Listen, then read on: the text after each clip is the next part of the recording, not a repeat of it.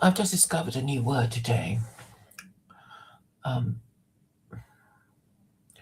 I suppose I should give you the video, the YouTube video by Paul Vanderklay talking about an Arenic God. I have to admit that I have heard this word I've heard him say Arenic quite a few times, but I actually thought he meant Irenic, which is also a term that I understood to mean calming. So Irenic means to be calming. Let me just give you the meaning of it. According to Merriam-Webster, the meaning of Irenic is favoring, conducive to, or operating towards peace, moderation, or conciliation. Promoting peace, conciliatory. So that was my understanding of it. So when I heard Paul Vanderklay talk about the Arenic God, I just assumed that he meant Irenic, and now I discover there is a word called Arenic, such as arena, and I wondered what it could mean. Did he by any chance mean fighting, as in an arena, in a sports arena? Who knows? I haven't listened to his video, which is just out, which is in the description, and the title is "Why Brett and Heather Celebrate the Arenic God's Love of Vultures." I'm afraid a lot of PVK's streams, titles of his streams are basically nonsensical, and I think they are really an attempt to get the algos to promote his stream based on the words he uses in his title, and it's mostly gibberish. But and so I didn't really pay much attention to this concept of Arenic until today. I looked it up, and I actually find it really annoying that people keep using words that nobody seems to know, that nobody seems to understand. But what they do is, if you're in the same group or something, you kind of, nod along and pretend you understand, and the person you're talking to is grateful for your pretend understanding, and they kind of allow you to carry on a conversation, sometimes for quite a while, 2 hours maybe. And this is something I think is, what's the word? Common to many people who pretend to understand each other, who belong to a certain group or a certain social class. And you can find many examples of this when you see Sam Tideman in his Transfigured YouTube channel doing this, when he invites Christian guests to nod along to. And I think the most eloquent example would be him and Annie Crawford. And I noticed quite a few people, just do this nodding along thing, and they don't even know that they're doing it. And they're doing it out of politeness. They probably have no idea what the other person is saying, and they're just nodding along. And God forbid, I think I found myself doing this recently. And I have to check myself, really. But maybe we're just doing this to be agreeable, right? We're doing this to be agreeable, and we want, because we want to agree with other people, and in turn we hope that they agree with us. But But what if we're talking nonsense? Then we don't want, people to nod along to nonsense, and because this would be a really terrible thing, wouldn't it? So I think we live in dangerous times, and we better stop doing this nodding along to nonsense. I do realize that, a lot of our behaviors are kind of learned and habitual, and, we sort of, try to be agreeable because we've been, brought up properly, and when we know we're not supposed to scowl at people when, they say things we don't like, and some of us may remember all these lessons in adolescence, but I really think we are in rather troublesome times, and there is an awful lot of nonsense that is swirling around, and we should actually question it, because some of these words are meant to be attached to, big ideas like God. And when people nod along to each other, not that I've not done this myself, I will admit that I have done, it's like you're just going to be agreeable, and if somebody says things that are not, completely mad or evil, you're if you're at a party, or you're just going to try to agree with it until you realize what they're saying, and some spark of decency and truth in you stops you from your nodding along to things. So, and we do that because we don't want to be, we don't want to start a quarrel at a party. We don't want to be removed from the party and never be invited back again. But anyway, Paul Vanderklay had a brush with Jordan Peterson, and Jordan Peterson is famous for not being prepared to declare whether or not he believes in God. And he made a big, he had a series of streams to do with the Bible as if he were actually Christian. And then when he was asked if he was Christian, he said no. There was this big thing when he was talking to these bright young things at university or something, and I think they had to change the title because he refused to be described as Christian, and he also refused to confirm or deny whether or not he believed in God. So this man is an atheist. And he was somehow being forced into the Christian corner because somehow or other he became the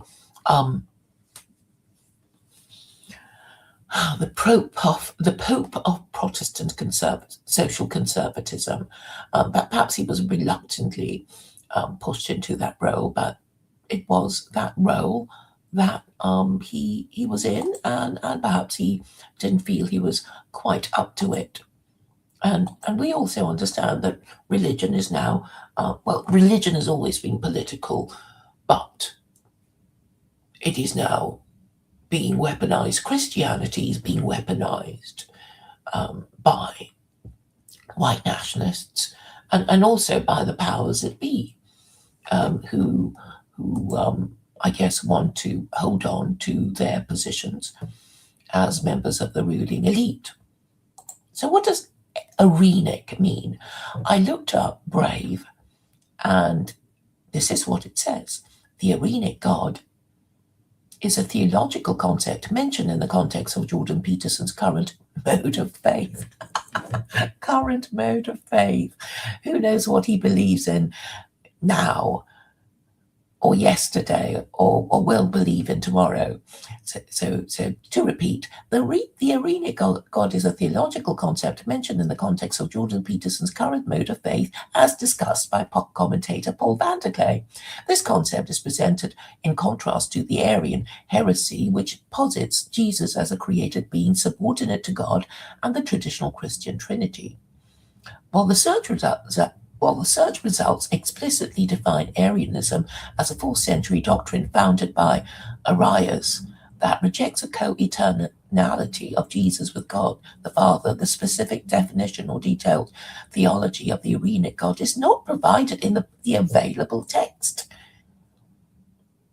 It appears to be a term used by Paul Vanderklay to describe a specific, perhaps non-trinitarian or distinctively Petersonian understanding of divinity that prioritizes a different theological framework than standard orthodoxy or Arianism.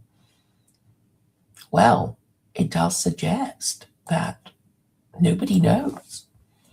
So let me cut and paste this description, this definition, this attempt to explain this new word in the description. So, unfortunately, we need to clear out our minds. Why are all these people using these weird words to confuse us? So earlier this morning, well, late last night, perhaps I should say, I was attempting to explain British Israelism and Anglo-Israelism, and I mentioned Herbert Armstrong and his attempt to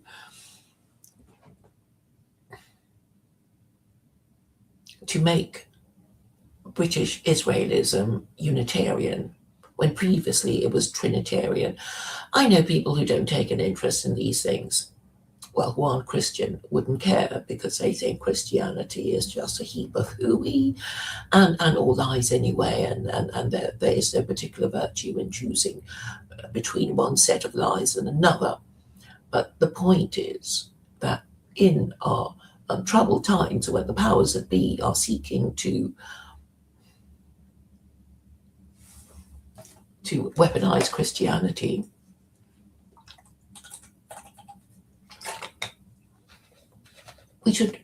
we should have a care about what it is that they're trying to do. Now, why did Herbert Armstrong try to make Christianity Unitarian? He was a televangelist with connections to the CIA. Because he was basically making up a new religion. Not that the Americans are the only ones to make up a new religion. In fact, you could say that, everyone else is saying that, if they believe in their religion, they will be saying that everybody else's religion was made up. And the Abrahamic religions would say, well, the non-Abrahamic religions do not even have the benefit of divine revelation, so, they don't matter. And this is also the position that I take. And therefore, we're left with 3 Abrahamic religions, and basically there are only 2 divine revelations in the Abrahamic religions, because the New Testament doesn't count, because not even Christians claim that their religion came from God. And also, something that has to be noted about the New Testament is that it does not mention the Trinity. There is a verse that mentions the Father, the Son, and the Holy Spirit, but that is just a listing of these concepts, these beings, but certainly not the Trinity by name. So the Trinity is totemic of mainstream Christianity. And, well, it's obviously important to Christians, since Trinitarian Christians had a practice of executing heretics and burning them at the stake. And this practice only stopped in 1697, when the last man in Britain was hanged for heresy. He was only a 20-year-old medical student in Edinburgh, and his name was Thomas Aikenhead. The last man to be burnt at the stake was an Anabaptist called Edward Whiteman, who was burnt at the stake in 1612. And another important person who clearly believed in God was Michael Servetus, who was burnt at the stake in Geneva in, let me make sure I get this, his death day right. And he was a theologian, and he was at the behest of John Calvin. Oh, by the way, Paul Vanderklay is a Calvinist. Anyway, John Calvin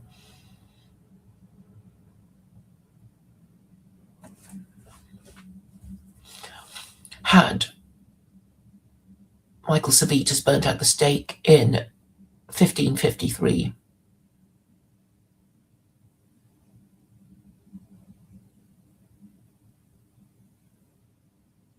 The 27th of October, 1553 was the date of his execution. And these are important people to make the point that Christians, I should say Trinitarians, had the practice of treating Unitarians as heretics and would go so far as to burn them at the stake for denying the Trinity.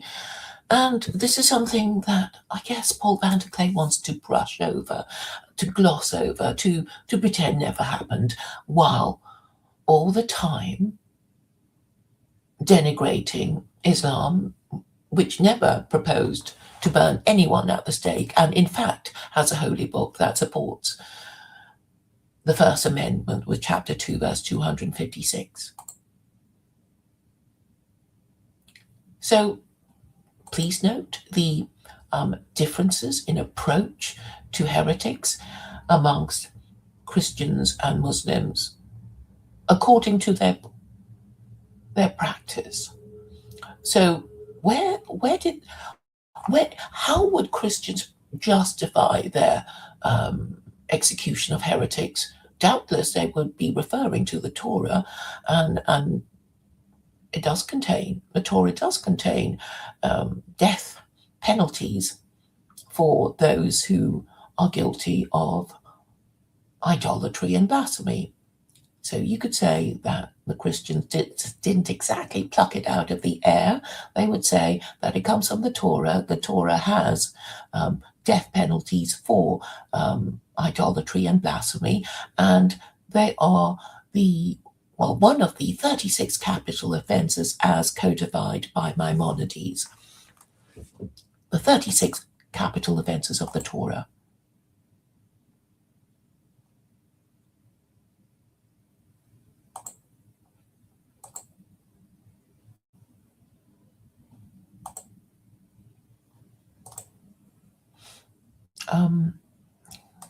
I'm just stopping because I can't remember if I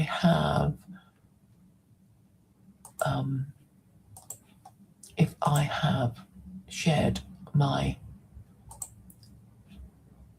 stream, because I do actually want people to come and post or join the discussion with me. And I am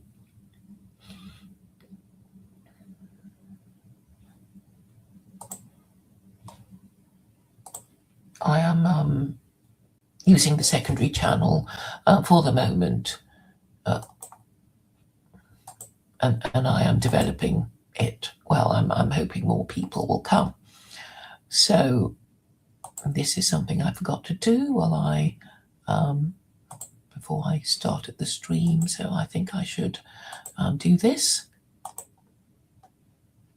So what is the point of all these new words that nobody really understands, and which Christians who want to show Christian solidarity will keep nodding along with each other, when in fact they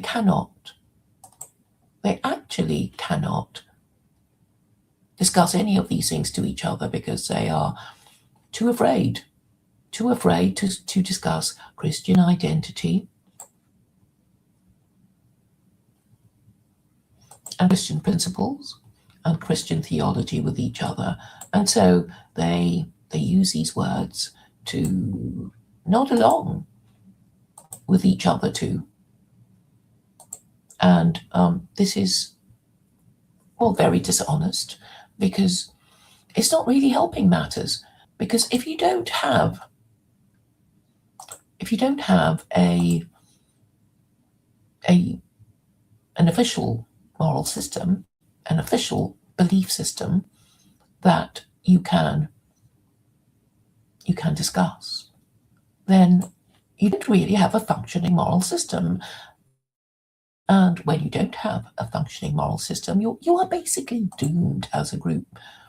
Because, as I keep trying to point out to people, even gangsters, even people who get together for criminal purposes, they would have, a purpose. Like, we are bandits, we are highwaymen, we are pirates, and our purpose is to be pirates and be the best pirates around. We are gangsters, we are, going to collect protection money and be the best hitmen around, or whatever it is. You have to have a reason for the existence of your group. And as individuals, we need a reason to exist too, other than I eat, and therefore I live. And this is obviously not enough, because we also want to have meaning in our lives. So most people, unless they're hermits, are attached to some group, their family, their community, their institution, whatever it is. And obviously, the more wisely we choose our group, our club, our party, the better we do. So actually, it's very important. So when you have a global empire that doesn't seem to care about these things, then something is very, very, very, very wrong indeed. So what are these English-speaking Anglo-American imperialists trying to do, other than to denigrate Islam, try to big up Christianity, but that's hypocritical, because a lot of them don't believe in it. They don't understand it. They, to the extent that they think they understand it, it's only because they hold the religion of their ancestors to be sacred, without understanding its history, or even seeing its political application. I mean, you talk to some of these, more sincere people, and they say, "Oh, I just expect to suffer, and then I will die, but I will go to heaven because I believe in Jesus," and that's it. But actually, even in Christianity, there was this concept of Christian martyrdom, which is, well, I believe in my religion so much that I'm prepared to die for it. And you can burn me at the stake, and you can torture me and throw me to the lions and whatnot, and I will do it. And this idea also comes from Judaism. They have this term called Kiddush Hashem, which is sanctifying the name of the name of the Lord, and the idea is that if they are forced to bow before idols, they have to say, "Well, you'll have to kill me before you can do that." But there will be other things. If you want to force me to eat pork, I will. If you will force me to bow before idols, to commit murder or adultery, then I will refuse, and I will martyr myself. That was what Jews were supposed to do. Of course, they've all forgotten about it by now. I don't think Jews actually even know that historically they were supposed to do that, or most of them don't. And I think there must be some, memory by Christians of Christian martyrdom, because, well, they do talk about it. It is an English word. And Muslims, I think they're called shaheed. But then Muslims have a religious obligation to wage jihad.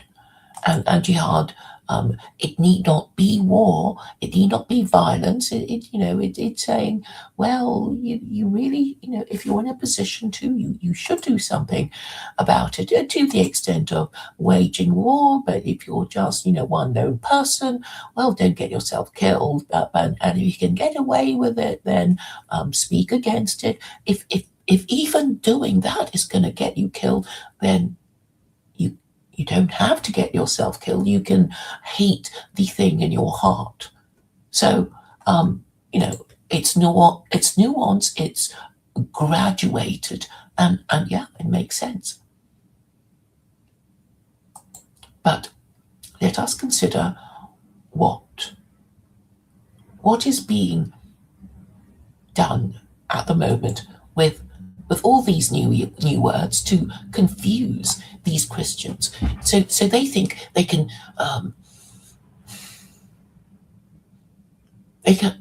come up with some neologism, and then their Christian solidarity will allow themselves to be, nodding along with each other and agreeing with each other without really quite understanding what everyone, what the other person is saying, and they do that. And again, I'm not saying that I'm not saying I haven't really done that. I'm sure there have been social situations when I do that. But for some reason, I think of wine tastings, and you kind of wax lyrical about the bouquet of the wine and the nose and whatnot, and you nod along politely with other people's descriptions of what they think the wine tastes like, and you try to be agreeable because it's a social occasion for, well, people who may know a few words of English, usually middle-class people who, want to show that they've had an education and are able to be linguistically creative about describing the taste of wine. So, but on the matter of the Abrahamic God, I really think it's so important, because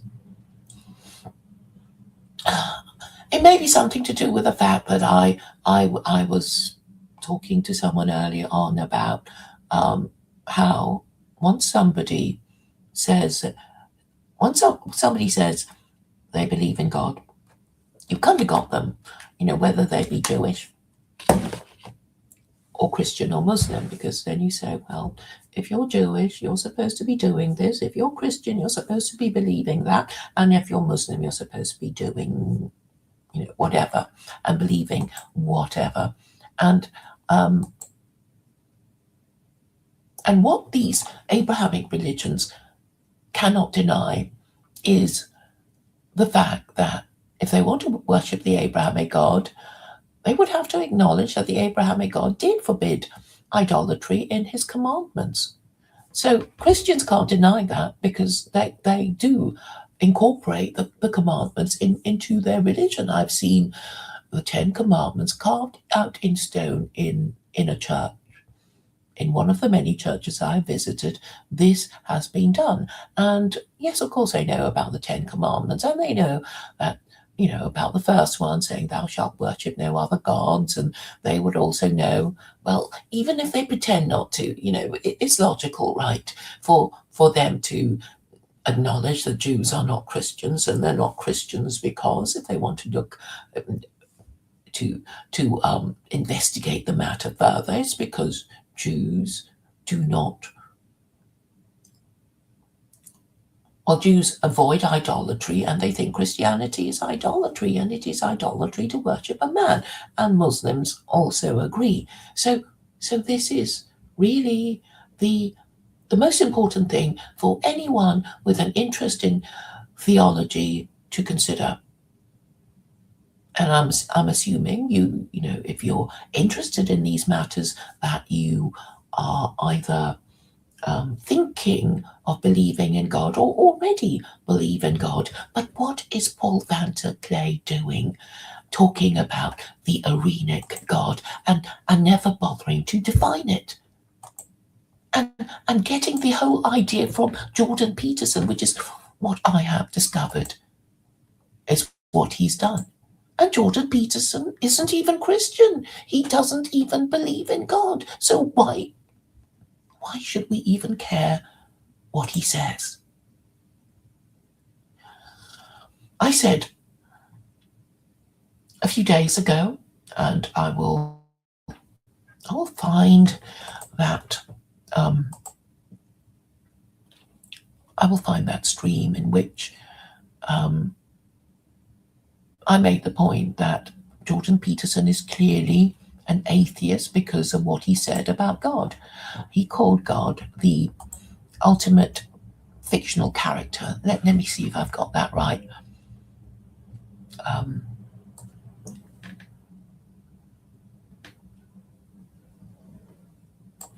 Okay, I don't need to go to my actual I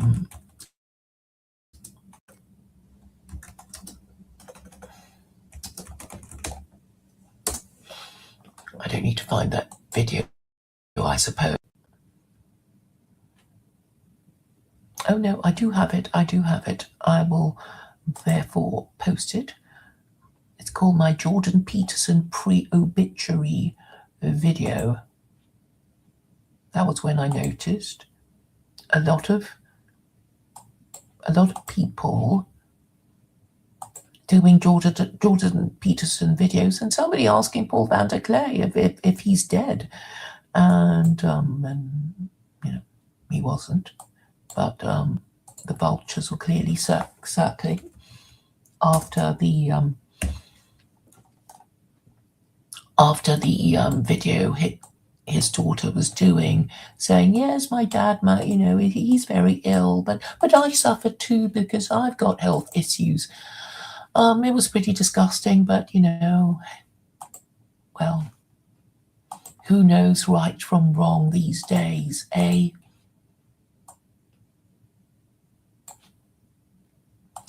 So what I was going to say about Jordan Peterson, which is conclusive of his lack of belief, was that he called God the ultimate fictional character. That's what he said. So he's obviously atheist. So, well, but why is Paul Vanderklay treating Jordan Peterson as some kind of theological authority? He's not a trained theologian. Okay, I'll admit I'm not a trained theologian either. But I think nobody is going to disagree with me when I say Jews take a very strong position against idolatry, and so do Muslims. Christians are supposed to take a position against idolatry, but, well, it does appear that they worship a man, and the Trinity is clearly saying that Jesus is divine, and this should be a problem if you care about the logic and consistency of theological claims. So why is Paul Vanderklay doing this? I think it's because he's wanting to talk about Jordan Peterson, and he knows that if he says Jordan Peterson a lot of people will come and listen and view and share and subscribe to his channel, and that's his business model. I don't do that. Some of you may say, "Oh, well, that's because nobody listens to you, Claire, because you're stupid or something." But actually, I did. I could have monetized. Well, one of my YouTube channels did get monetized and soon lost it, and I remember feeling a sense of relief. I didn't need to feel that I had to pander to anyone anymore. And I don't want to. I just really want to say what I believe to be the truth, and I invite anyone who disagrees with me to challenge me. And I don't think they can. But then people don't really care about the truth.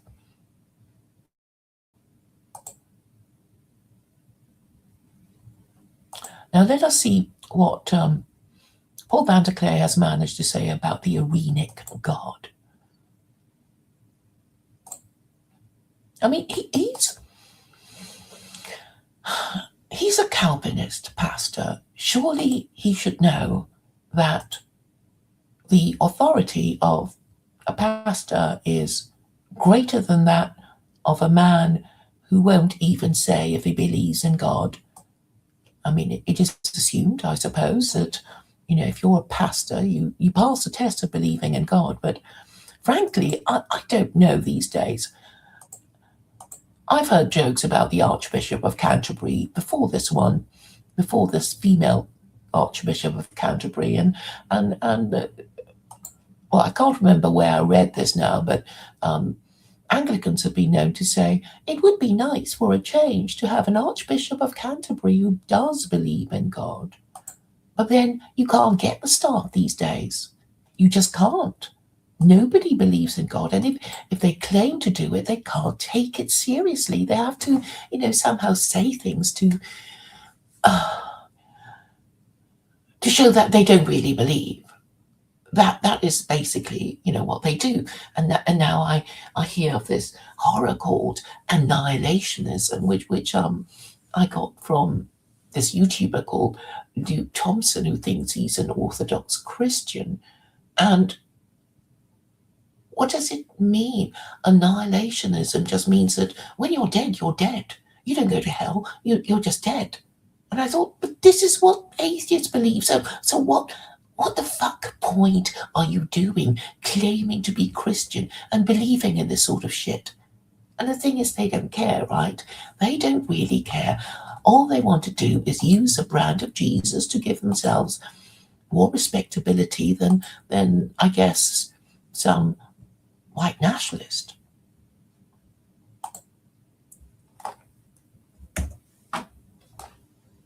And that's what they're doing.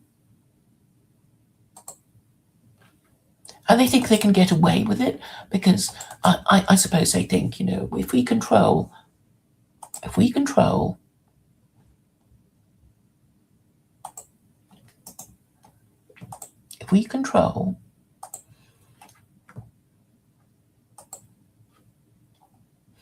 the media, we'll get away with our shit, as we've gotten away with it for all these centuries. And people will be too scared to argue with us. I think basically that's what they're trying to do. They can keep getting away with their nonsense unless you notice and you call them out on it. So back to the point of me saying to somebody, once they say they believe in God, you've got them. You've got them by the ghoulies, because if you say you believe in God as a Christian, well, you can accuse them of idolatry, and they can't defend the Trinity. They really cannot defend the Trinity. And that was why they burned heretics at the stake. And that was their way of, air quotes, winning the argument. And now I don't think they want to do that again. And I think it's very easy to make the point that the First Amendment is supported by Chapter 2, verse 256 of the Koran, that says, there is no compulsion in belief, truth stands clear from error. That is really how simple it is. But of course, you get all these people who are not going to agree with you, who want to deny it, who want to claim that Christianity is true, that Jesus is Lord and Christ is King. Well, they don't want to talk about it, right? I've met a few of these. Well, I would actually give them the credit of saying, yeah, I think it sounds like you believe in God, but you can't defend the logic of Jesus being God. And another video I'd like to draw your attention to is it's not mine, and it belongs to Khalid. And he was talking to David, and David was saying the title is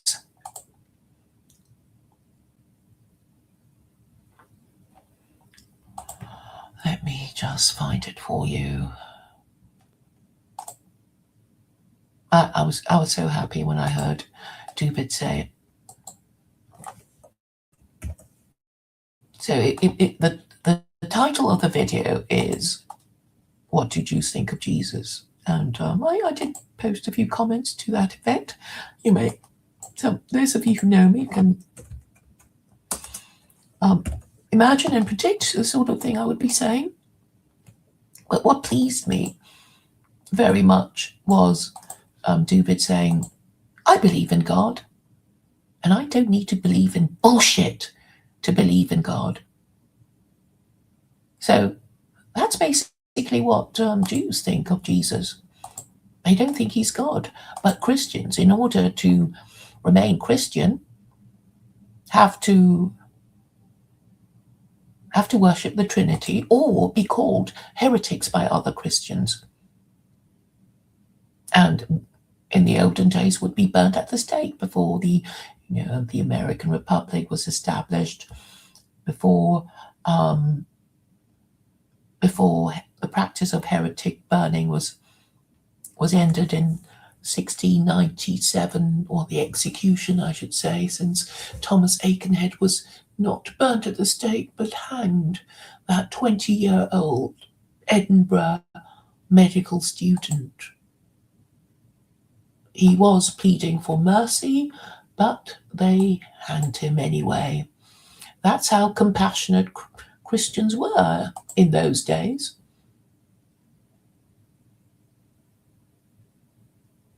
So I think it would be helpful if Jews and Muslims confronted these Christians with their burnt and bloody history and what they used to get up to when they actually controlled the military and the legislature.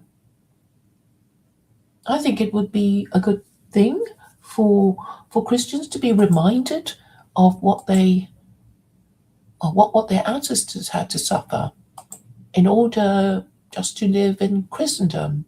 There was no such thing as religious freedom until the founding of the American Republic. And the founding of the American Republic was based on the Koran, because the First Amendment, as I have been saying, is supported by chapter 2, verse 256 of the Koran.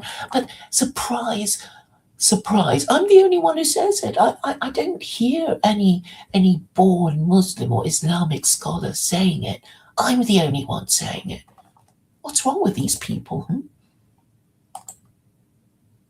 Why are these things being left to little old me? And I'm not even Muslim. Yeah, I know, I said, well, Jordan Peterson, he's certainly not, he's not Christian. Perhaps he's just smart enough to know I don't want to be, pushed into defending the Trinity, because nobody can defend the Trinity without the practice of heretic burning. I guess he might know this.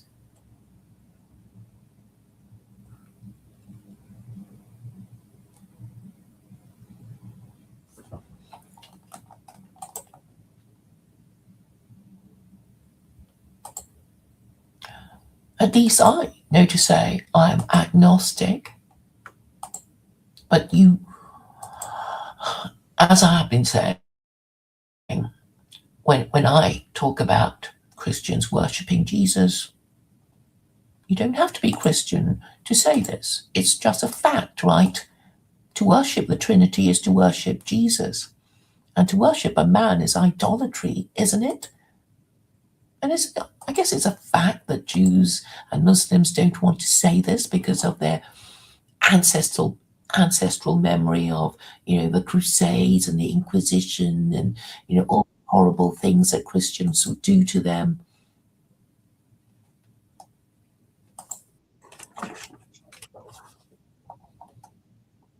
Hi, Vincent. Is this your regular channel or your old channel? It's my secondary channel because I decided that it would be a good practice to um, wait until the 90 days after my strike expires before using it again because, um, um, you know, in case I get the second strike. I mean, Uh, but I just thought, as a matter of good practice, and I thought, why not develop this channel so that it will have a reasonable number of channels once I, get it going. Um, but that's the reason. Thank you for coming, Vincent. yeah, how are you? Well, I'm just really annoyed. I, Why? words, these neologisms that keep popping up by these dishonest Christians. Did you get any of my thing of the previous bits of the stream, or did you just jump I straight? just I just came in. Why? What's going on? Well, Arenic God. Have you heard this expression? Arenic. Have you heard this expression? Arenic? Yeah. No. So this is a word that I have just discovered was a term used by Jordan Peterson, and Paul Vanderklay has just uploaded a video of with a with those two words in the title. And I thought, what does this mean? So I looked it up and it said, well, Jordan Peterson would talk about that. And I thought, but he's not. Jordan Peterson doesn't even believe in God. So why are we taking a word that Peterson said seriously when he doesn't even believe in God? What? He can understand certain philosophies about God, and you know, uh, you don't have to believe in a God to be a philosopher of religion.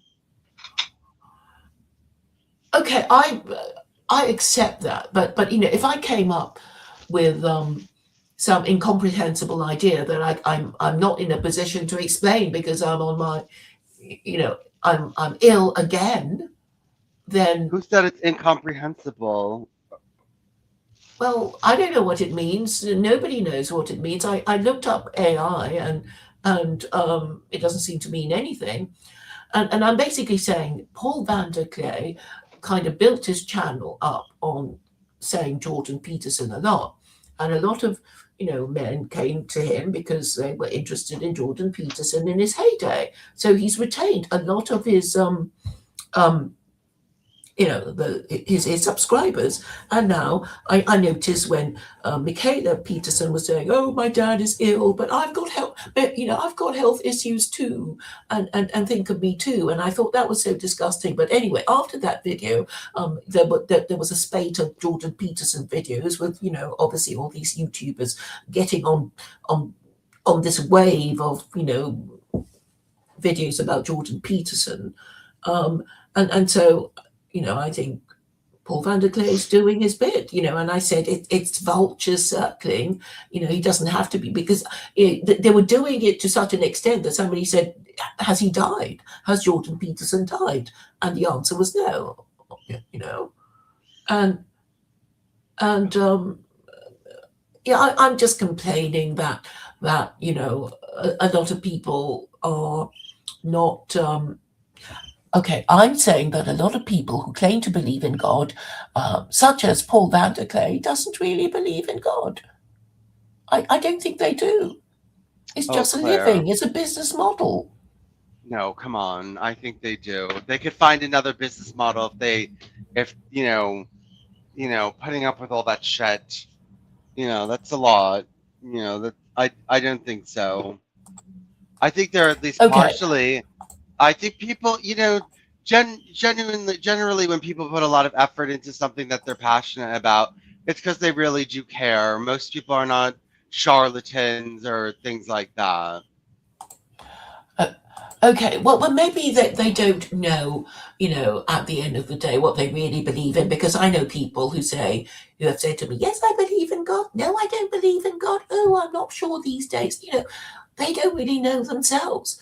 And these are the people who are, in a way, the problem, because they sow doubt in people's minds. But what I'm trying to say also is that Paul Vanderklay has this thing called randos. And this is a word that really, really gets to me because, if you really did believe in the Abrahamic God, there's no such thing as a random event, right? Because, I just heard this Muslim was saying, well, if you really did believe in God, every moment is created anew by the Abrahamic God in perfect control of the universe. Which I suppose is a new idea to many people, because I think a lot of people are just sort of, yes, it's God, no, it's not, and we don't really know, and there's a kind of, there's some kind of separation. But the real way, the classical theory of the Abrahamic God is that yes, he's in control of everything. He knows what, from one moment to the next, exactly what you're thinking and doing, and he'll send you, to hell or heaven, depending on whether you pass this test. And that was the old-fashioned way, the classical theory of God. And I think well, stick to it if you want to believe in God, but don't be saying, oh, but God is merciful and he wouldn't do such a thing as create evil. It's like, but that's what it says in your scripture, Okay, well, I people think don't want to think like that. That drives people away from God and makes them not even want to believe in God. Okay, then call yourself atheist, but don't be mixing and matching and confusing Or no, everyone. they just don't want that God. Maybe they're not atheists, but they're just saying Okay, that. well, it's not up to them, right? Okay, so you can say, oh, I don't believe in that God. I prefer, like Spinoza did. He's like, I believe that God is a universe and he doesn't really care, but we can still enjoy life and the beauties of nature, and that's enough for me, right? I'm also familiar with that argument. Okay, well, that works for some people. Okay, but I'm saying you're not getting the full benefit of it if you do it in this half-assed way. Yeah, well, they're benefiting from it. Spinoza was a very accomplished person. Yeah, but he was a heretic. Okay, well, yeah, Not that according to anybody cares yeah, anymore, because yeah, it's no, these Jews, right? They don't care. I've heard that in the synagogue that Spinoza used to go to when before he was excommunicated, they sell his books. They sell his books to get for the tourists who go and visit, who want to kind of pay a pilgrimage to Spinoza. hmm, So I guess look. I know polytheists just like mixing and matching until all they get is a confused mess. okay, well, Spinoza didn't live a confused mess of a life. It worked for him. Yeah, so he has been described as the world's first secular Jew because obviously he rejected the whole thing and said, "Yeah, I just wanted to live um, as a Dutchman in Amsterdam. I don't want to be doing all this, Sabbath thing. I don't want to do all these Jewish things anymore." Okay, I get it, but if you're claiming to believe in God, what gives you the right to say, "Oh, but God wouldn't send me to hell. He wouldn't be so mean." It's like, well, when did he change his mind about Well, hell and all that sort of shit? what right do you have to say that God even there is a God that makes hell or that it does make hell? You have no right to tell people what God has done or has not done. No, I'm just referring to Somebody wrote, scripture. yeah, which was written by a human being. So Okay, this is your view, but for the people who really believe in it, right? That they would have to say yes, it's from God, and this is what our okay, but ancestors used to Spinoza believe, did and not then they'd believe. have to say, oh, That's not going to oh, work on Spinoza. Spinoza didn't believe it was written by God, so that argument is not going to work. Oh, it's written by God. That's not going to work okay, on anything that's written by you're very faint, or I'm losing my hearing, or something.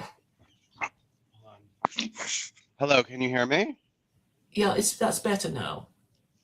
No, if somebody doesn't doesn't actually believe, like Spinoza didn't believe the Quran was written by God, so that argument is not going to work on him. He's just going to say this is a book written by humans. Yes, yes. So I'm just talking about the people who claim to believe in God, right? Okay, Obviously, but I'm you're going to also leave the talking about atheists. you're saying people, you're not getting the full benefit, or why would they go there if they believe that it was just human made? Why would they even go there in the first place? Not people who believe, not people who are already believers. Why would someone like Spinoza, if he didn't believe the Torah was written by God, why would he believe the Quran was written by God? Okay, I'm not addressing my message to atheists, because they're going to say it's all lies anyway. Judaism, Christianity, Islam, all lies. Okay, but I'm saying for people who claim to believe in God, for priests and pastors and imams and people like that and rabbis, surely they would have something to say about it. Because it's only the people who care, who believe in God, who accuse each other of heresy and stuff, right? An atheist just wouldn't give a damn about, wrongthink, of some religion they're not even a member of. It's only when you care about it that you will argue about it. So I'm saying for those, so I don't even know.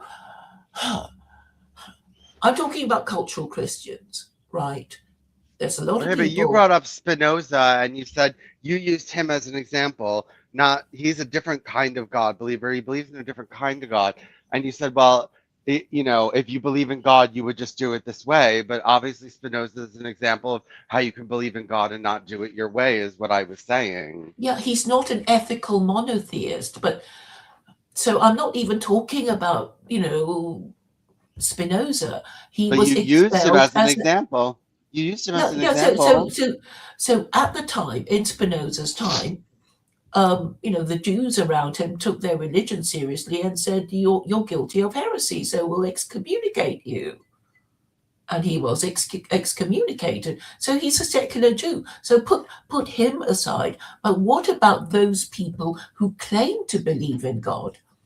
That's my issue. And I'm saying their thoughts are a mess, particularly Christians. They seem to, kind of, it's like they just look at a buffet. Oh, I'm this kind of Christian, but I like the other kind of tradition, and I like the story of and they just mix and mash, and they pile it on their plate like it was some kind of buffet. But I'm saying in reality, these Christians don't even believe in God because they don't take their religion seriously enough to even want to talk about it properly. And Paul Vanderklay is one of them. He's running a YouTube channel. And therefore that's why he has these series of interviews, right? Series of interviews called randos. So he interviews, people who lurk, and then and then they post, and then they come kind of, oh, I'd like to be on your rando interviews. And I'll explain why that particularly triggered me. And then he said, oh, okay, she can come and talk and be on my rando and on one of my rando interviews. And I don't think I'm a rando. I know there's a certain way of using rando, like some person that I don't know. That's a rando. But according to Leibniz's theory of the best of all possible worlds, nothing is random. Everything that ever happened was meant to happen, because God, in his wisdom and compassion, created the best of all possible worlds for us. And if we don't think it's good enough, it's stuff for us to figure out. And therefore, Jews have arrived at this conclusion that all suffering, no, sorry, not all suffering. Suffering is punishment for sin, right? No, but Suffering is that punishment. but that doesn't make sense. Like, so many people are so sinful and they live wonderful lives, and so many people. Okay, your audio is going. Okay, let me try to leave and come back.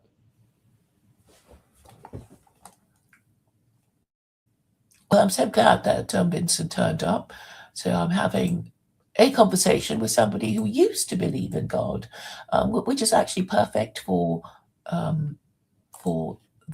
this purpose. Can you hear Welcome, me? welcome, Vincent. Yes, I can hear you much better now.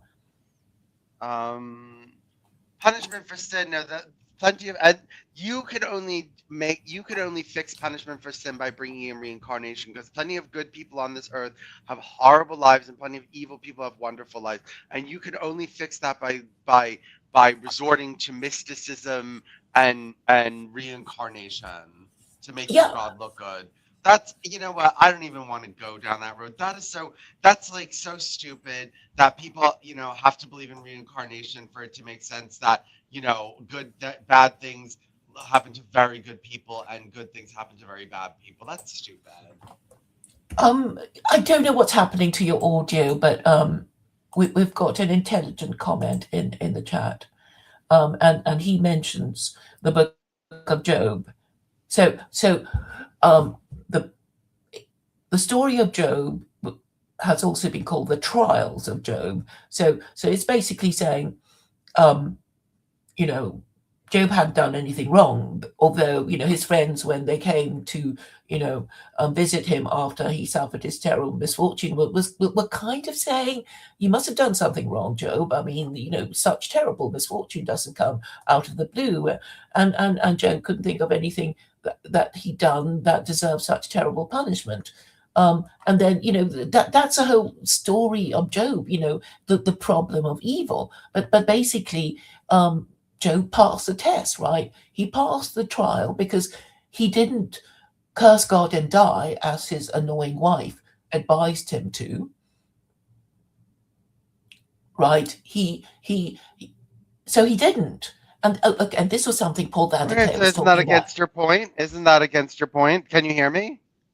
It's not very good, but I can just about hear you. Okay, what do you think is my point?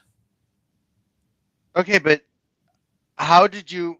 Okay, I'm going to go in a minute, but the commenter, this gentleman, said that Job proves that it's not about punishment. So when evil things happen to good people, you don't have to resort to reincarnation because it's not about punishment. It could be the devil, tempting you. No, I know that ultra-Orthodox Jews do believe in reincarnation. As long as they believe in an afterlife, that's okay, because in the afterlife, it is there that good will be rewarded and evil punished. That have not been Okay. punished in Okay. this life.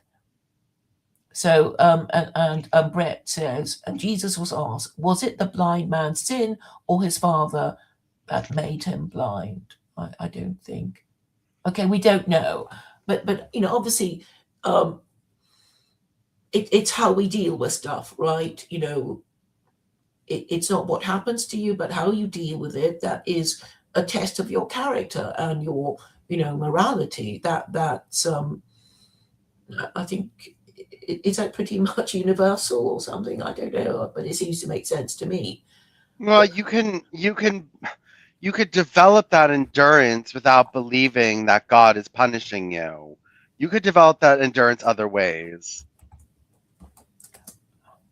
Right, but in the case of Job, he passed the test, so he's got a book. He's got his own book in the Bible, which is, well, I mean, that immortalizes him. But he could just be a good man who led a good life, and then he died, and we wouldn't give a damn about Job.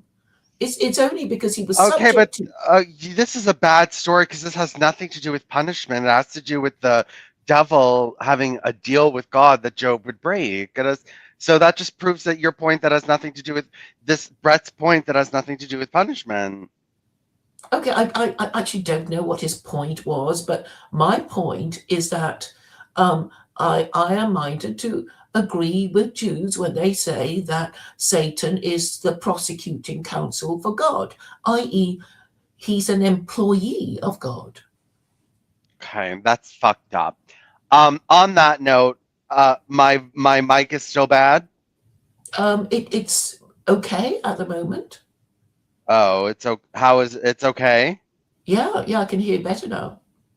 Oh, um, that's messed up, Claire. But let me Sorry, step away. how is it messed up? I don't Well, God know. shouldn't be doing these things to you. But anyway, I do Why have to say, not?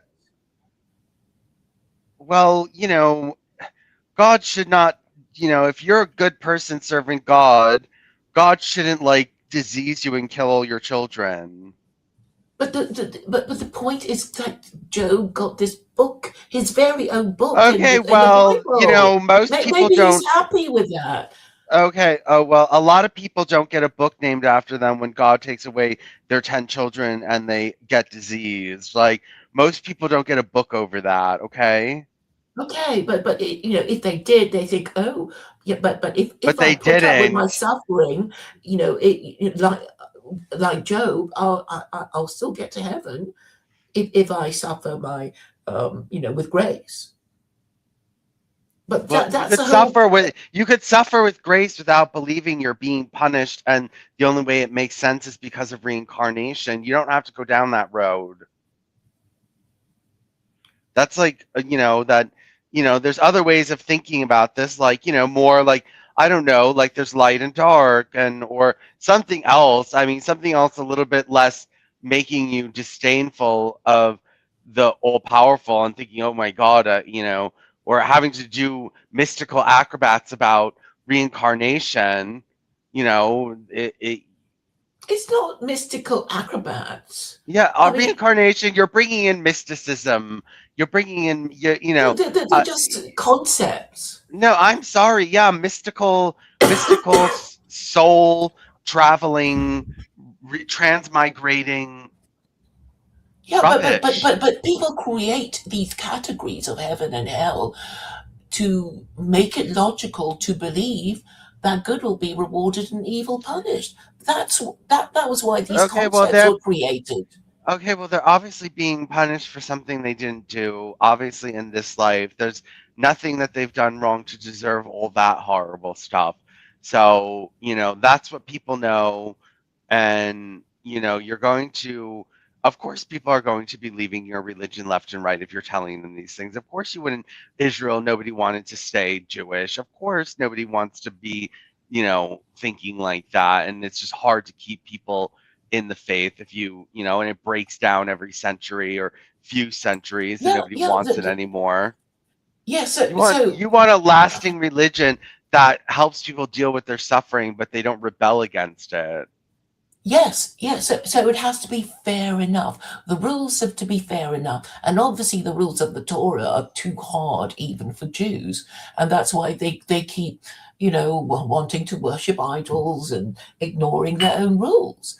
But Okay. it's not just Well, Jews who ignore Yeah, rules. internal Islam is having, even if Islam is a lighter load, it's still having, I mean, if you look at all these documentaries, all their children are going to raves and doing drugs.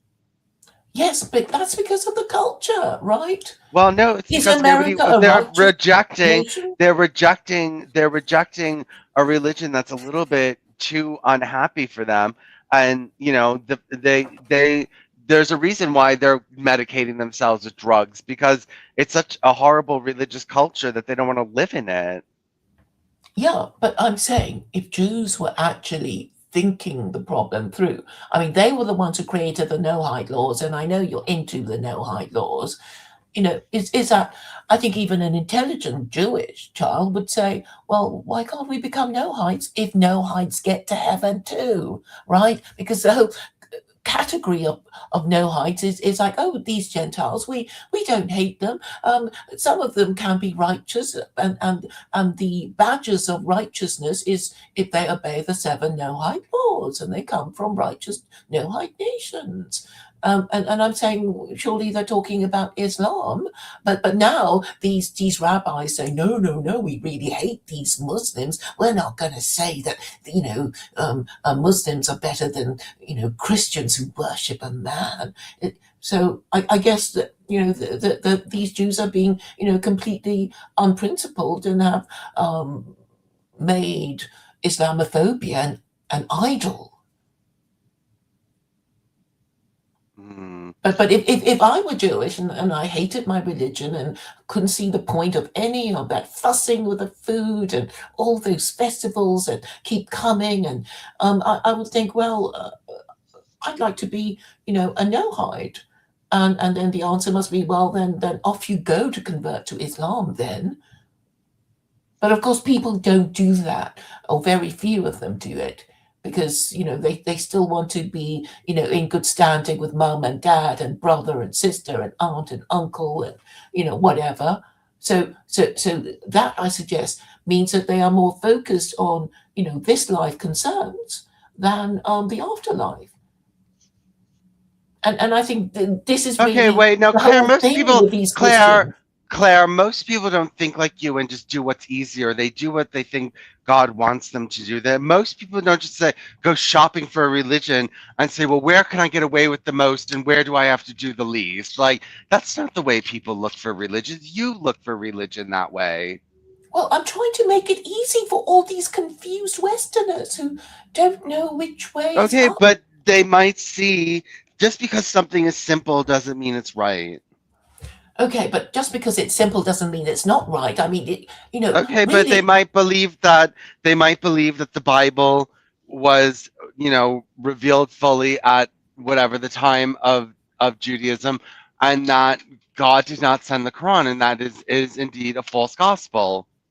Yeah, but we know why the Jews dismissed the Quran, because they can't bear the idea that Gentiles might have a better revelation than they do. Well, I don't know why it's a better revelation. Yeah, because it doesn't have 36 capital offenses. Okay, I know, but most people don't think like, oh, what's going to let me get away with the most amount of offenses? Like, that's what surely you want the most liberty. You're a liberal. I'm sorry. Like, that's not okay. If I was looking for the truth, okay, like, like the Jehovah's Witness religion is very hard, but people go into it because they actually think it's the truth. People don't, they actually believe that is the true way to go, no matter how hard it is. They do it. Well, I think for Jehovah's Witnesses, they just like the community, right? And that's it's a hard life. No, it's actually not a very, it is a very lonely place. And what kind of community? Where are you going to go in life? It's a community of inertness. It's not a community with wealth. It's not a community with education. It's not a community with power. So what are you really getting, except for, another Jehovah's Witness comes over for tea every once in a while and you chit chat about the Bible? What are you really getting? A sense of community. I know you hate that, but obviously your mother gets something out of it. Okay, but she lives a very austere lifestyle because she thinks it's correct. Okay, well, she thinks it's correct. My mother is not looking to whatever is going to allow her to do whatever she wants with her life. She's going to do what God told her to do. I understand, but if you acknowledge the existence of the Abrahamic God, then why would you think, if you're already Gentile, why would you think that God would not make a second and better revelation for Gentiles? Why give it to Jews when they're so guilty of recidivism? Okay, well, they can't even follow it properly, and they cause so many problems. Okay, well, the ones that are following Judaism are doing it not because it's easy, but because God told them to do it that way. No, I think it's probably because they can't imagine themselves living the life of a Gentile, and they don't want to upset mum and dad, or they want to be half in and half out like Duvid. Okay, well, there's a lot of very serious Orthodox Jews that take their religion very seriously and would never dream of breaking God's commands and doing otherwise, even if it's difficult. Which you don't seem to understand. No, I would think, well, if I really hated Judaism and I was born a Jewess, I would think, well, why can't I become a Noahide if I care? But you can. Okay, but Jews can't be Noahides. You can't though. I mean, they already have. You don't get away with it if you do that. Well, they do convert to Islam. Some of them do. Okay, well, they're not. considered. I don't think if they're not keeping Sabbath and all that kind of stuff, I guess they won't make it into Jew heaven. And as I don't know if they're Yeah, going to go because the to Torah hell doesn't even mention heaven. It or Jew. doesn't. They're not going to go to Jew, not Jew heaven. They're not going to go into the kingdom. They're not going to go into the restored Israel and stuff like that. Well, the thing So is, okay, the Torah doesn't mention heaven at all, which is why the Sadducees. not heaven, but the next life. Yeah, but the point is that because there's no mention of the afterlife, the Sadducees in the time of Jesus, remember, were saying we don't believe in Okay, God. but most Jews are Pharisees, not Sadducees. So Yes, that's yes. So they've learned from and Pharisees are the surviving Jews, and the Sadducees and the Essenes are now extinct. So lessons can be extracted from their history, right? So it's only because if you believe in God and you will kind of conform your behavior to his expectations of your obedience, that makes you as a group carry on longer than other groups, right? okay. If you let's say either if you're a Jew and you become a Noahide, probably one of two things are going to happen. Either under the Pharisee doctrine, you probably won't make it into the world to come, or if you do, you would be a lower status Gentile who was serving, whose life was there to basically prop up Jewish authority and study. So why should a Jew give up their Jewish privilege in the world to come for just a couple of years of easy life on earth? Sorry, I didn't understand. Can you say it Okay. again? If a Jew follows the life of a Noahide, one of two things could happen. Either they don't make it into the world to come, so that could happen. If they do make it into the world to come, they'll just be a Gentile in the world to come and won't be amongst the chosen people who are directed to study Torah, and for whom that sake the Gentiles exist. So why would they give up Jewish privilege in the world to come if they just for an easy life now by converting to Islam? I don't think there is Jewish privilege in the world to come, right? I mean, I know there are some. Well, you are the reason why all the other Gentiles are working so that the Jews can study Torah all day.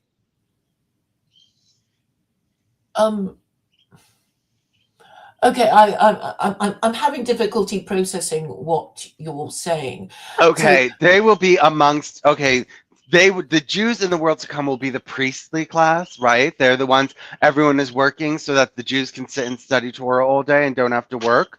So why should a Jew give up that for just an easy lifestyle right now? Well, it depends on whether they believe or not. So we Well, if they already know. do, if they believe in God, so they believe in God, these Jews believe in God and they believe in the world to come, why should they give up their priestly status in the world to come just so that they can, be a loosey-goosey Muslim? Well, I don't think Muslims are loosey goosey at all. Well, less, I just, mean, they give up. just so less restriction. So they're just saying, well, I'm going to give up my priestly status for all eternity just for a few years of ease. No, I don't think that the thinking of, oh, I'm going to heaven, and there'll be all these Yes, Gentiles, yuck, and I have to be above them. But I oh, also, please. Oh, no, I have to be above them. And also, I wonder, okay, because only Jews have 5 levels to their souls, the Gentiles have 3. So I wonder if you leave 5 levels of what? their soul, right? So I wonder if you leave the Judaism, do you lose those extra levels to your soul? Does something happen to your soul? Do you become lesser of a being? That's also something to deal with. Well, okay, I haven't heard of all that. Okay, well, okay, a What's the point of Gentile, arguing about it? a, Nobody a knows. It's okay, just that okay, these heaven are is for a. religious people.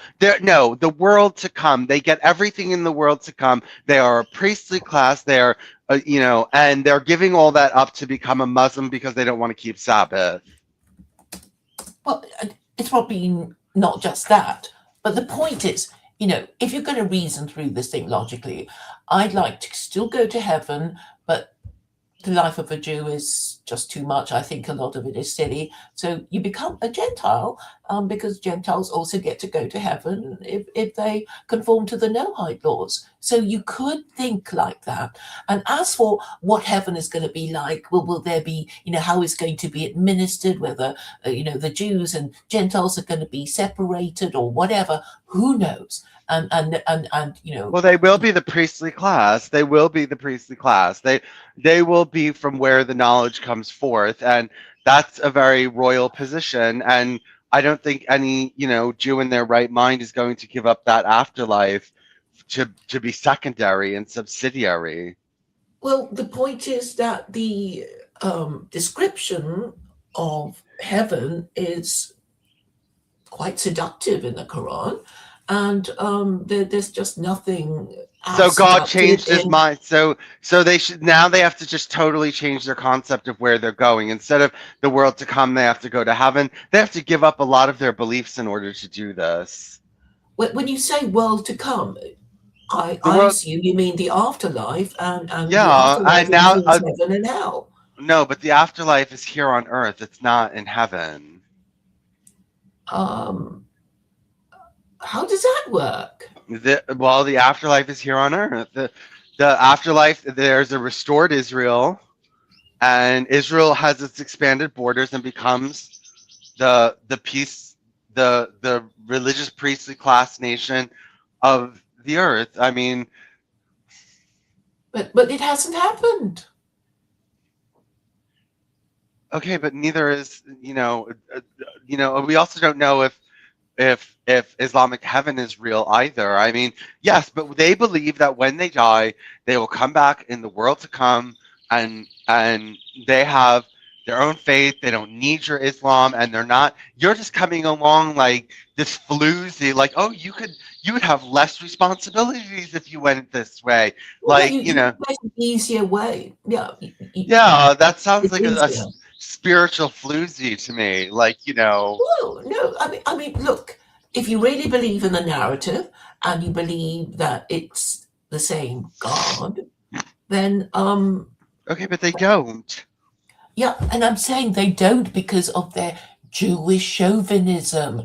Well, why shouldn't they have Jewish chauvinism? They're doing much better. 15 million Jews are doing much better than Muslims. Jews are richer and Muslims are, come from the shithole countries, right? That's how you think. Okay, but why should they're already at the top of the world politically, not just financially, politically, spiritually? Why should they give all that up to go? Do you think Jews are well regarded at the moment? I think they have a lot nervous of the future. Okay, well, they still have a lot of political power, and they've gone through it before, and Muslims are being bombed. What's about to happen to Iran? It looks like this war is about to start again. Iran's military has been totally dismantled, and if they don't play nice, he might take down all their bridges and power plants. Right, so you're now talking about what you think is going to happen in the war. Okay, no, but I'm just saying. But Iran's military is already crushed. Iran's that's what you hear, and obviously, I hear something different. From who? And we don't, follow the same sources of news. So we're not going to argue about that. I mean, the war may go well, it may go badly, but the point is, we're talking about how a Jew is supposed to believe once he gets tired of being Jewish. Why doesn't my mother ever get tired of being a Jehovah's Witness with that restrictive lifestyle?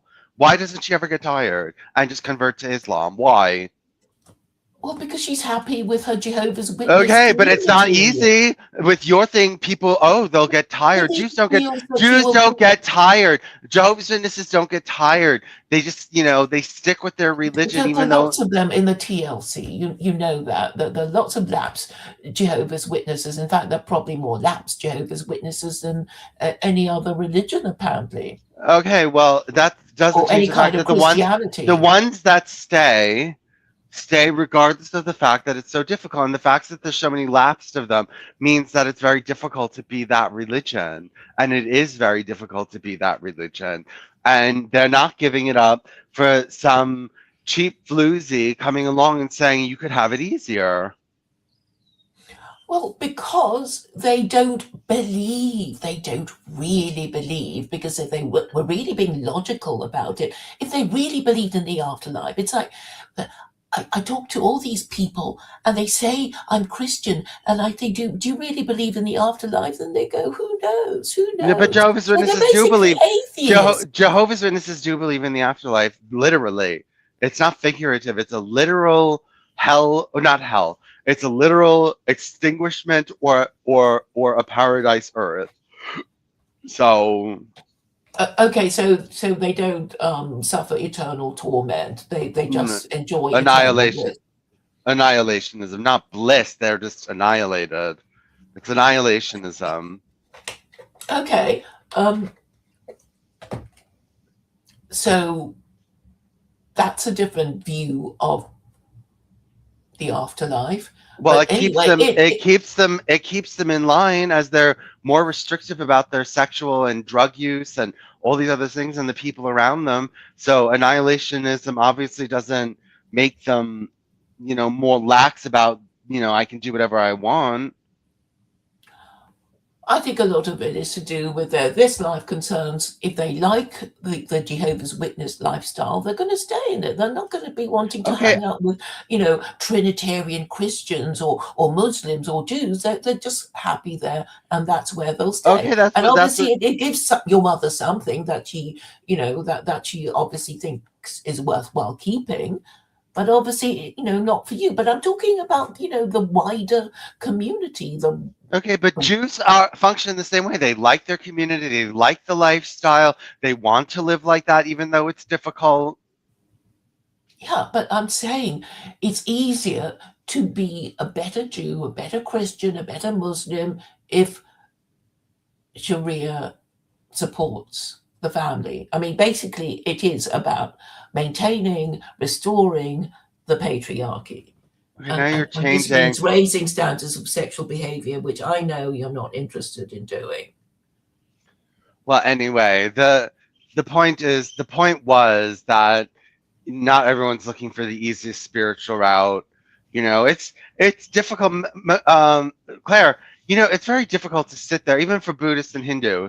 It's very difficult to sit there and meditate for hours and hours and hours and hours there. That's not fun. It's not anything. You get results at the end of it, but they do it regardless of the fact that it's very difficult, very hard, and very time consuming. They don't have to be doing that. Islam doesn't do that. Islam is a practical religion. It's like okay, but people do it anyway. They do it. People reject Islam to sit there and do these elaborate meditations that are not fun or easy to do. And I think a lot of people just like sitting there in their saffron. Okay, well, it's not easy. It's not easy to meditate on transcendental meditation. I mean, I meditate. I've meditated. I cannot meditate more than like 10 minutes. I can't do it. It's very difficult to just make your body fully it's relax. Once in the morning and once in the evening, so it's not that big a deal. No, TM, if that's for just regular everyday practitioners. If you're a strong practitioner of TM, you're going to do it for hours. If you're a guru that is preaching TM, you're going to do it for hours a day. This seems to, make Islam even more practical. Okay, but there's other things besides meditation, but I'm saying people do things that are difficult in their religion because God wants them to, or that's their tradition or whatever, especially with people like Orthodox Jews and Jehovah's Witnesses. They're not looking for the easy way out. They've been convinced that they have the truth, and they're going to do everything. They're going to jump through every hoop they have to stay in line with God's will. And obviously the ones who believe and want to live the Jewish lifestyle, they'll carry on. But for those who want something easier, Islam is obviously the easy way out, and it promises a better kind of heaven. Right? They have to give it. Well, where is heaven on earth? I know that heaven isn't on earth in the Quran because I knew it's not on earth. I know. Well, you have to. you have to change your, that's a significant, you have to believe in a significant change of belief. So, that's another thing. You have to give up what you conceived of heaven, and you're not going to be in the same heaven as your Jewish family. Well, it Okay? doesn't say that heaven will be segregated. No, you're not, because your Jewish family is going to be here on earth. No, but they haven't. What about all these dead Jews over the centuries? Where are they? Well, they'll be, once the end of times comes, they'll all be resurrected on earth, and you'll be up in heaven with your Muslim friends. No. I think even Muslims think, what, because what happens if you die, and the story seems to be a little confused because they have this thing called the Muslim form of purgatory, which is called barzakh, which is you lie in your grave until the end times, and then you'll be resurrected, which is why so many of them are, let's bury, the deceased ASAP so they don't rot away. And when the end times come, they'll have all their bits and pieces ready to party or something. But and there are some people who think, grandpa and grandma, they're in heaven now, or their pet dog is in heaven now. So okay, this is a bit confused. I don't pretend to know the answer to that, but I'm just talking about what is the least one can do to get to heaven. That might that sounds so cheap and sleazy. Yeah, okay. What is the least I can do to get into heaven? Yeah. That sounds so gross. Well, that sounds so gross, Claire. Yeah, that's so gross. Oh, what's the least?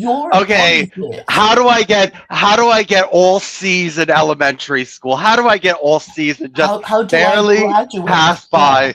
Yeah. Okay, how do I graduate? Not A's. I'm not a straight A student. I just want to graduate.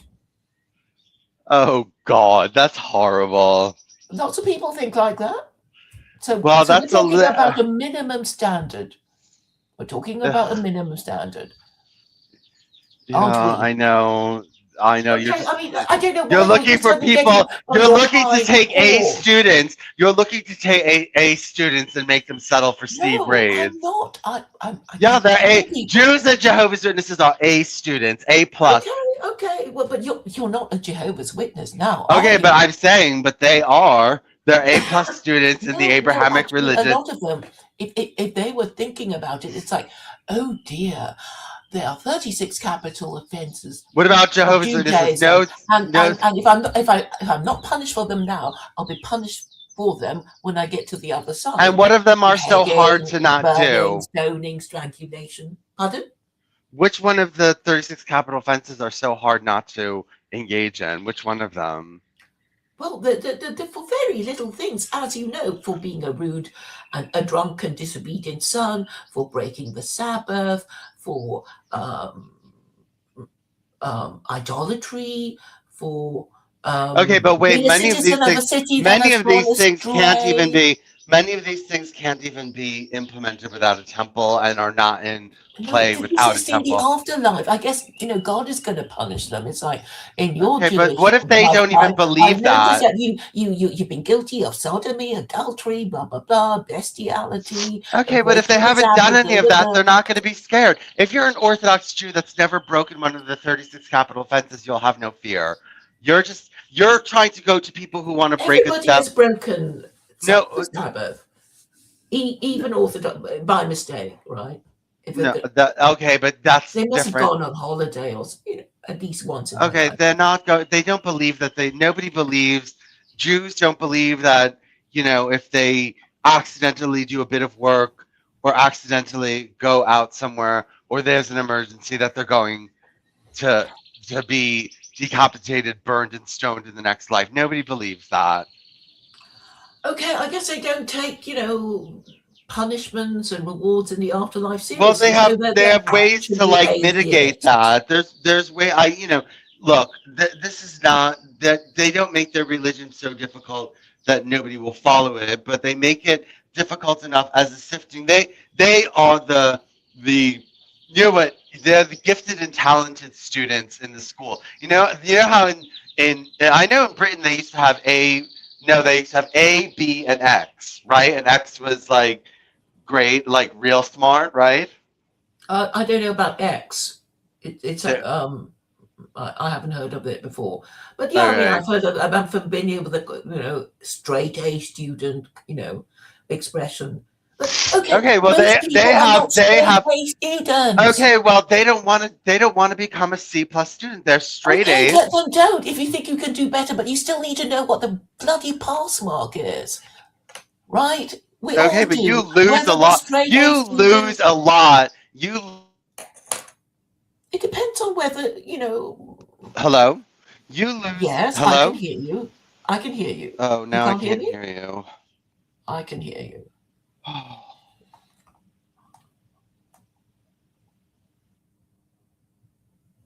Okay. Hopefully Vincent will come back again. What does Brett say? Deep down, we all don't want to be told what to do. I would agree with that. Okay, you lose a lot if you drop down to the C plus, or C minus group. You lose a lot. So why should anyone who's an A plus go down to C minus? Well, maybe they realise that they're not really an A student. Who knows? Who knows They until are the A end? students. They are A students. You're just assuming all Jews are A students because they're And God's Jehovah's chosen people. Witnesses. And Jehovah's Witnesses. Well, okay, that's just your Jehovah's Witness upbringing, because I guess the real Christians or the Trinitarian Christians would say that the heretics. Okay, They were the wrong religion. that doesn't matter. That doesn't matter. They have an A plus Noahide, 7-star service rating. They don't believe Jesus is God. They believe he's only the Son of God. And there's nothing. Chabad believes that what's his name? Schneerson is the Messiah. There's nothing wrong. You're not excommunicated from Judaism just because you believe a certain person happens to be the Messiah. That's not an Nobody gets excommunicatable. excommunicated these days. Okay, but it's not. Nobody It doesn't does make it, you and they not don't Jewish. care. It doesn't make you not Jewish just because you say so and so is the Messiah. No, you can be a Jew and a heretic. Yes, Okay, of course, so what I if grant you that. no, not a heretic. Oh, it's not But that's what heresy. Orthodox Jews think of secular Jews. No, The okay, heretic. it's not a heretic if you declare I believe so and so is the Messiah. That's not heresy. There's nothing wrong with that. Jews are allowed to have No, a they have personal. to follow the 13 principles of Judaism. They Yeah, take I know, but Judaism seriously. Okay, but Jew, if Jews, it's not. Nobody's going to tell you you're no longer Jewish just because you have a personal belief that a certain person is the Messiah. That's not like Yes, I something. agree. Because you can be a Jew and be a Hindu, as Duvid No, is, and he's still Jewish, right? Because his mother's no. Jewish. I'm talking about Orthodox Jews who follow it, who believe. The point that I'm making is Jehovah's Witnesses have have a 7-star service. They've not. Well, I don't think they've added or subtracted. Well, Arianism is still idolatry according to Jews.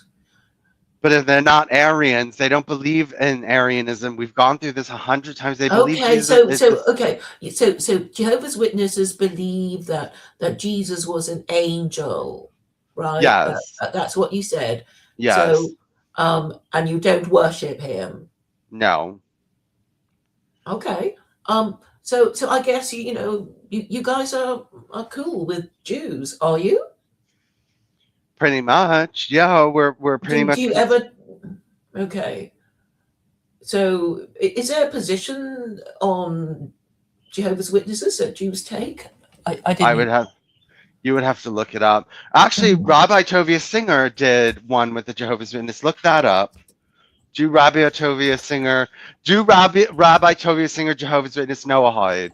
Because I think the Jehovah's Witness asked if they're Noahides. Okay.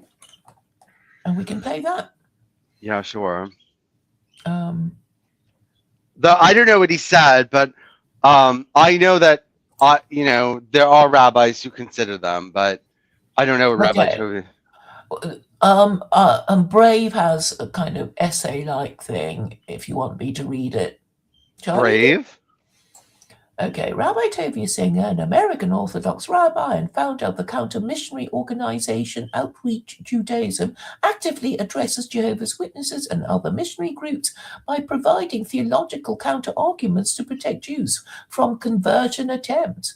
While his primary public focus is defending Judaism against Christian evangelism, his work is deeply connected to the Noahide Laws movement, which he promotes as the correct universal moral path for non-Jews. Singer argues that Jehovah's Witnesses and other Christians have distorted biblical texts to support their doctrines, such as the denial of the Trinity or the divinity of Jesus.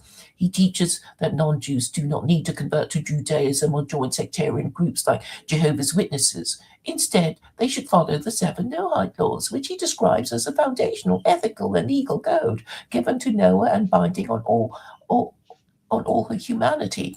Key points regarding his stance include counter-missionary work. Singer uses his platform, including the Tovia Singer Show and publications like Let's Get Biblical, to dismantle the biblical interpretations used by missionaries, including Jehovah's Witnesses, asserting that these groups often misrepresent Jewish history and scripture. Noahide identity. He emphasizes that Noahidism is a legitimate and spiritually superior identity for Gentiles, encouraging them to abandon Christian sects and adopt a strict adherence to Noahide law rather than converting to Judaism. Theological critique, last paragraph. Singer contends that Christian sects, including Jehovah's Witnesses, fail to meet the biblical criteria for the Messianic age, and that their teachings are incompatible with the monotheistic framework required of righteous Gentiles under the Noahide laws. The end. So I'm afraid you're all lumped in to, Well, that might be okay. I mean, but wait. I mean, but why? If they're rejecting the Trinity, what have they done wrong? I don't know, other than what I have read of you. He just says you've distorted biblical texts to support your doctrines. And I guess he doesn't like Jehovah's Witnesses trying to convert Jews to become Jehovah's Witnesses. You do target Jews, don't you? We target everyone. They target everyone. Mm-hmm. There you go. That's why I think he once said that trying to convert Jews is anti-Semitic, But yeah, I mean, Christians are not on his approved list of people, particularly Christian missionaries. Because, I mean, this is what they do in Israel, which is what makes me keep saying Israel is run under the rules of Christian Zionism. I mean, did you see that that nun being kicked on? There's a video going around on X of well, there was this nun walking in Jerusalem, and this Jew comes up from behind her and pushes her, and then she's on the ground, and then he goes back and kicks her. Did you see that?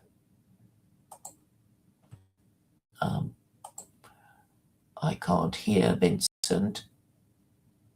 No. So, but I've seen a few videos. I mean, they keep sending these Oriental women who go to Jerusalem they go to Israel, and then they have their microphone and they yell at these Jews to convert to Christianity, and when they go to a more, I guess, traditional Jewish communities, they will get attacked. They will, and then it's shown, this Korean woman gets slapped, and because they really can't stand it, and they do attack these women, but they they go on public transport, and then they yell at Jews to convert to Christianity, and they get triggered, and some of them do get violent. But I'm saying, if Jews were really in control of Israel, they wouldn't allow it for a minute. And this is the evidence I use to support my claim that Israel is really a colony of America. And I know you don't like it, and a lot of people want to think that, oh, no, it's the other way around. Jews, we are a colony of Israel. But, I can find you loads of these videos of these Christian women who come from the Far East, apparently. I mean, they get sent there. I think that there's some British woman who does that as well. And they do get attacked because, obviously the Jews can't stand it. All right, I need to step away for a little bit, but maybe we'll do a space in about an hour or two. Okay. I'll talk to you in a bit. Are you going to continue with this? I'll deal with Brett's issues. So he cited a few verses, so I guess I'll have to deal with them. So that's what I'll do. So okay. Yeah, that's what I'll do. Okay, I'll talk to you soon. All righty. Thanks Bye. for coming. Huh. So what is Brett trying to say?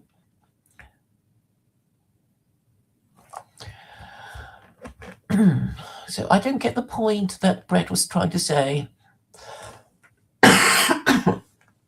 It was not that this man sinned or his parents, but that the works of God might be displayed in him. Oh, I don't know what it means.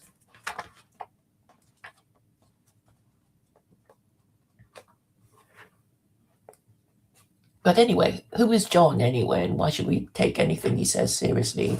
He's not God, is he?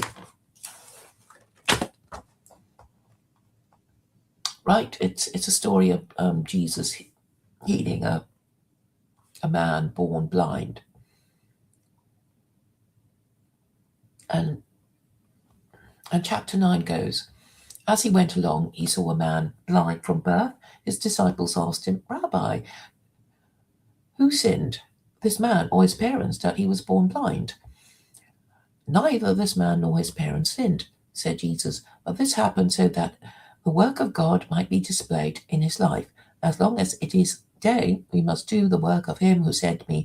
Night is counting where no one can work. While I am in the world, I am the light of the world. It doesn't make sense. So, okay, the most sense I can make of it is that Jesus said, just because this man appears to suffer misfortune doesn't mean that he has sinned or that his parents did.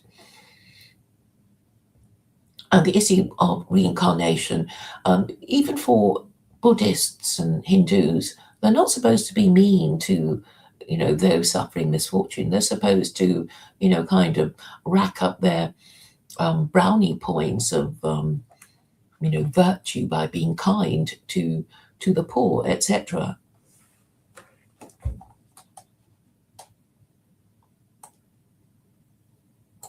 And then he says, the nature of sin extends far beyond behavior. Sin is not merely external action, but resides in inward thoughts, with Christ teaching that defilement originates from the human heart. Yeah, I mean, I'm sure we all have thoughts, evil thoughts. So, according to Brett, heaven is mentioned quite a bit in the Torah.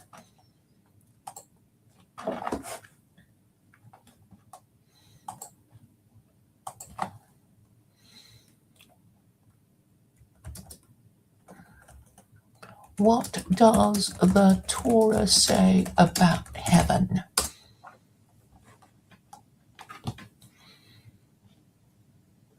Heaven in Judaism.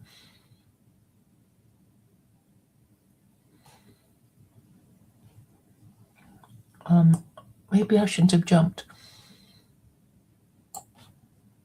Okay, description. Exodus 24, Ezekiel 1, as Isaiah 6, 2 Chronicles 18 and 1 Kings 22 describe God seated on a throne with angels surrounding him.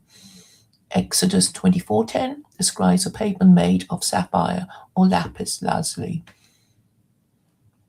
Ezekiel describes a throne room made of angels and God's throne being seated on a flying angel. Isaiah 6 describes an altar standing before God's throne. 2 Chronicles 18 and 1 Kings 22 describe angels to the right and to the left of God, like prosecutors and defendants to the right and left of the judge in a Bet Din. Judaism interprets a vision symbolically rather than as literal descriptions of heaven. There you go, it's symbolic. The biblical author pictured the earth as a globe of earth and water with the heavens above and the underworld below. The rakia, firmament, a solid inverted bowl above the earth, colored blue by the cosmic ocean, kept the waters above the earth from flooding the world. Yeah, but it is... I'm sure, Brett, that you will not be reading the Quranic description, or you have not read the Quranic description of heaven. Perhaps you will never read it.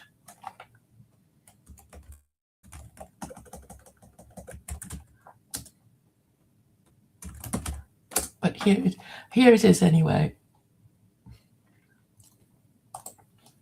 And it's in the Wikipedia entry of Jannah. And it's infinitely more seductive than the biblical description.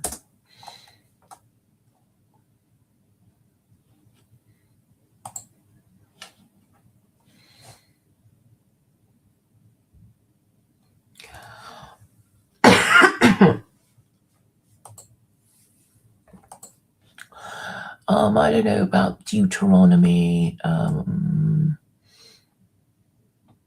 Okay, I will, for the sake of completeness, read all the verses you mentioned. Deuteronomy 4:39.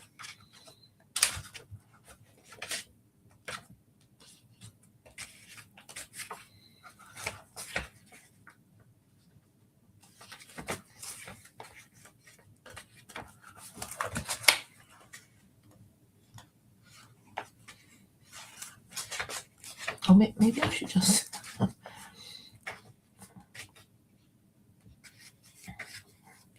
use the internet rather than do it this way. 4:39. Obedience commanded. Chapter 4, verse 39. Is it 39?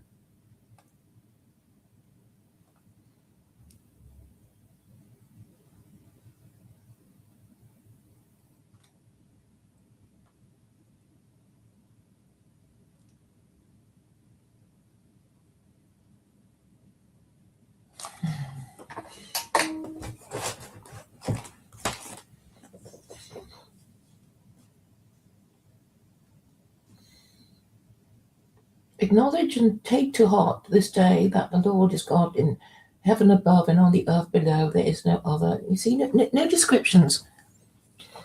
So it's just a reference to it. So that's obviously not good enough. But I'll go through all of them. So you quoted the same verse twice, Deuteronomy 10-14.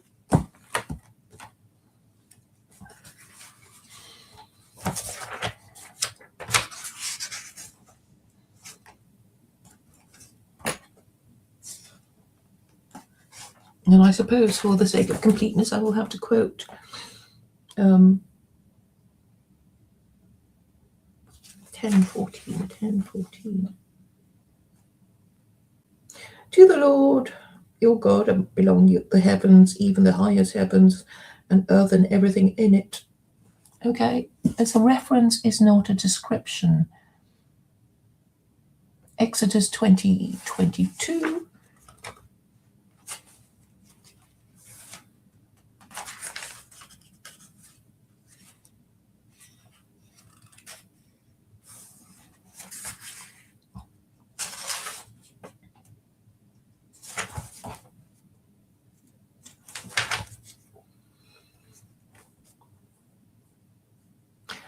Then the Lord said to Moses, "Tell the Israelites this, you have seen for yourselves that I have spoken to you from heaven. Do not make any gods to be alongside me. Do not make for yourselves gods of silver or gods of gold." No description of heaven. And now the last one, Deuteronomy 26:15.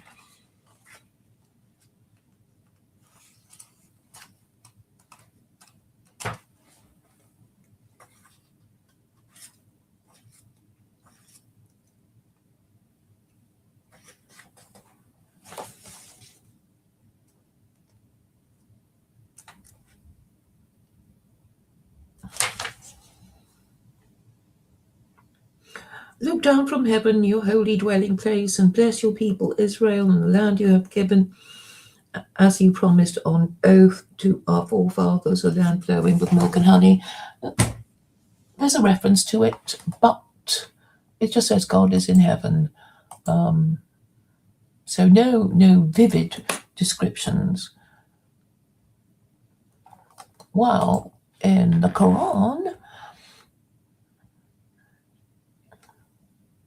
you will find many vivid descriptions. Jannah is found frequently in the Quran, 2:30, 78:12, and often translated as heaven in the sense of an abode in which believers are rewarded in the afterlife. So I will read you 2:30 and 78:12.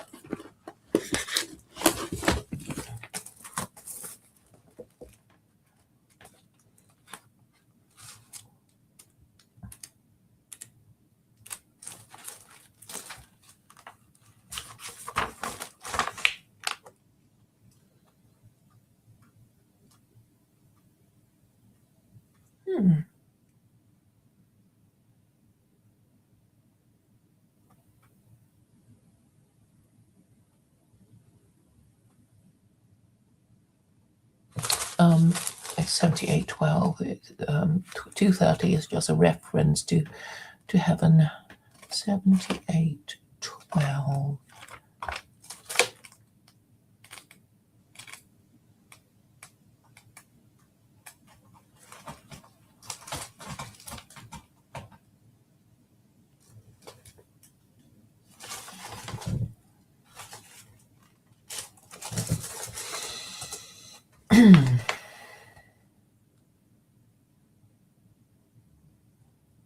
So the first hell comes first in chapter 78, which is actually a short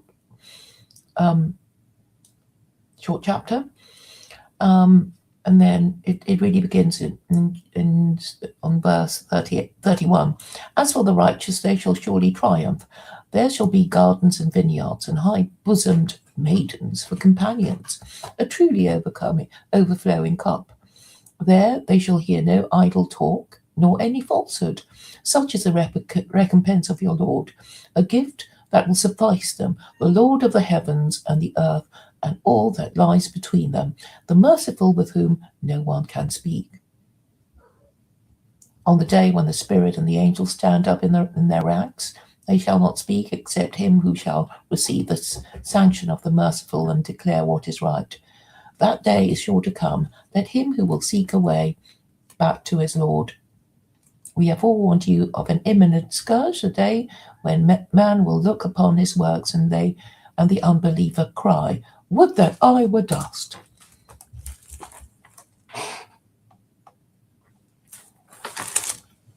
So this is the situation.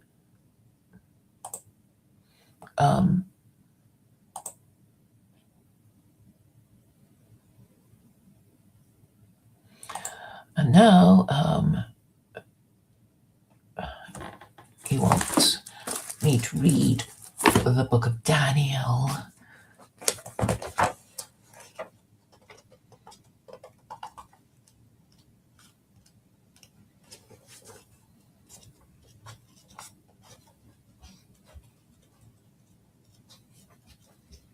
Which is really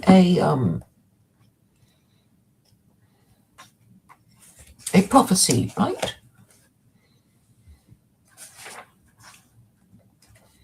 And so is the book of Jeremiah, a book of prophecy. And the book of Jeremiah happens to mention the new covenant. And I've been saying that a covenant cannot be a man. It has to be a book. And I'm saying it's the Koran. Daniel 12. The end times. At that time, Michael, the great prince who protects your temple, there will be a time of distress such as has not happened from the beginning of nations until then.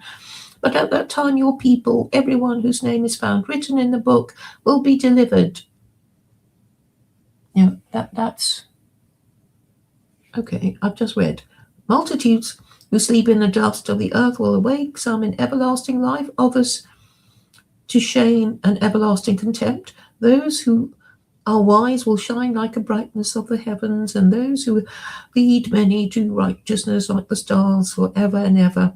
But you, Daniel, close up and seal the wounds of the scroll until the time of the end. Many will go here and there to increase knowledge. Okay, that's not a very, it's just saying, it's just making a prediction of the end times. But what I'm trying to say to Vincent, which he didn't understand, is that if you want to know what is a pass mark, then the Noahide laws are the pass mark. You cannot conceive of God as some man, some dude, as Americans say. He's not some dude. He's not a man upstairs. He doesn't look like Zeus with a long flowing beard, or Father Time, or Karl Marx. You're not supposed to think of him as in any way human at all, because if you do that, you fall into the trap of idolatry. And we all know that polytheists just want to infuse human forms with divine attributes. So this would explain, all the deities of the Greek pantheon. They're always, beautiful young men, beautiful women who, do stuff.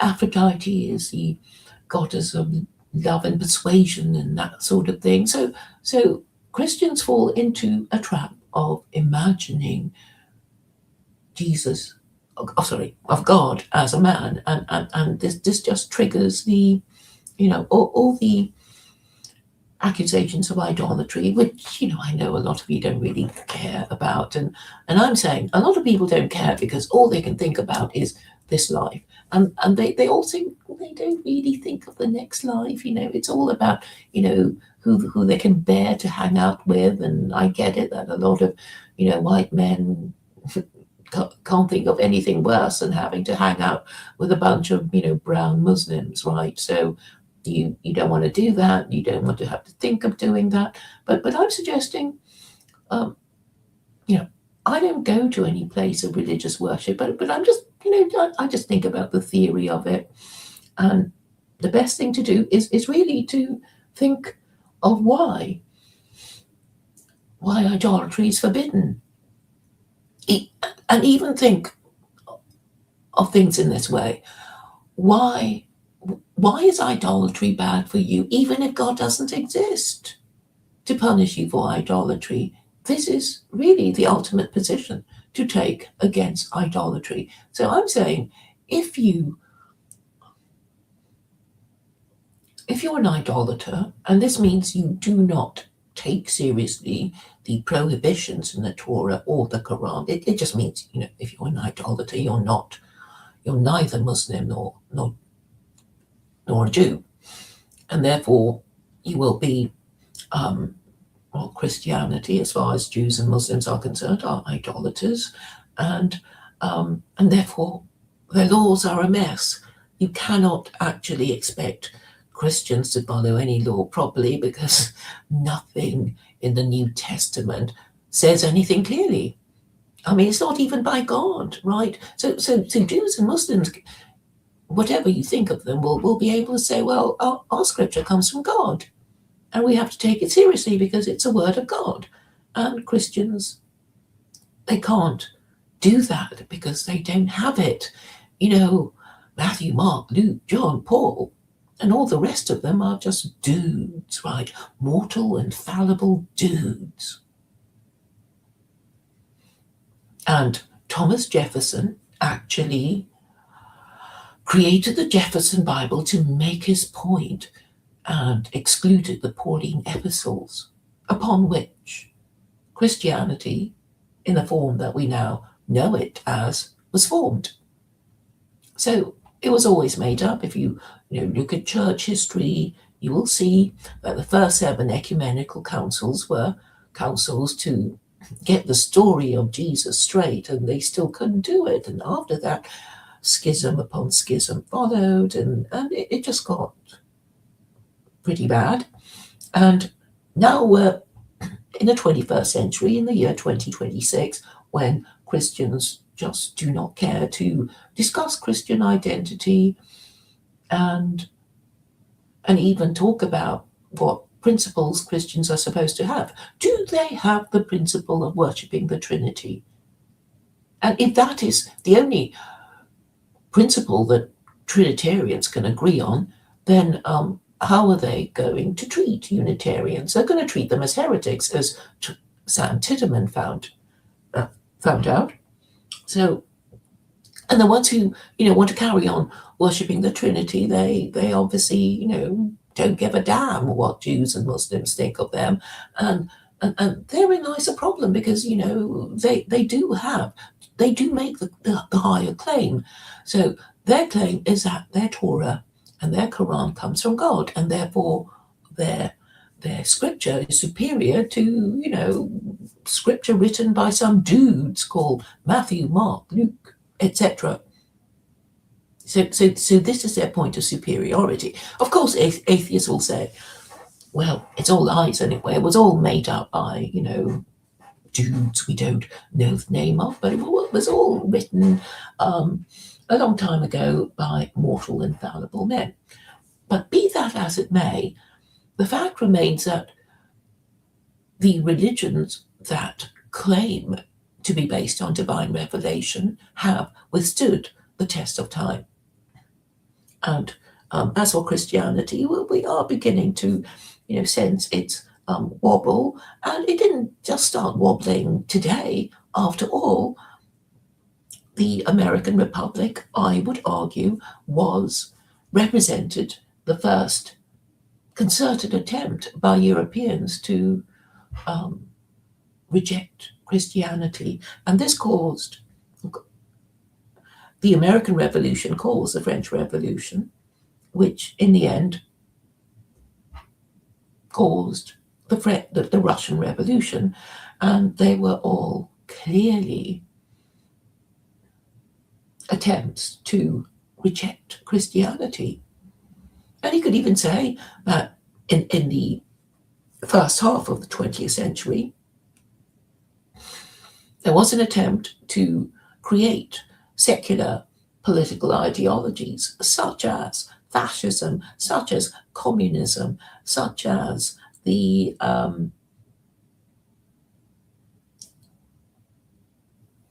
liberalism. They are all secular political ideologies that basically say we are king and we will tolerate Christians and Jews and whatever, but according to how we liberals or commies or Nazis think.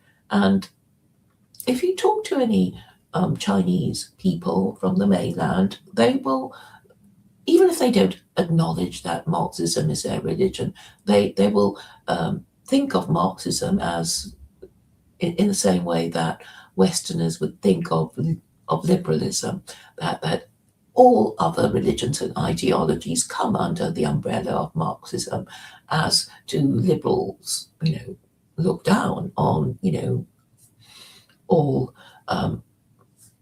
all other religions, saying, you Hindu, Buddhist, whatever, you live under our laws now, and, we will allow your strange beliefs and practices up to a point, but we are the boss.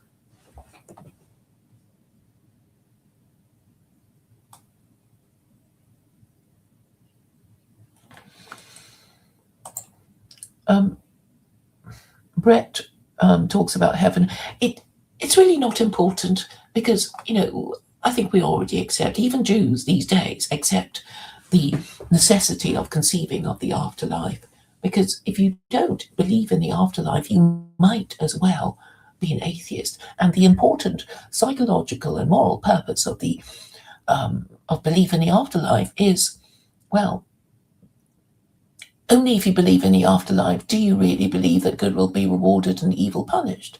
And if you believe such a thing, then you will be minding your P's and Q's and not breaking the law when you think you can get away with it. Because if you really believe in God, you have allowed into your mind a thought policeman who will know your thoughts and deeds. So, and if you really believe in God, who is absolutely powerful, absolutely omniscient, and absolutely moral, you would have to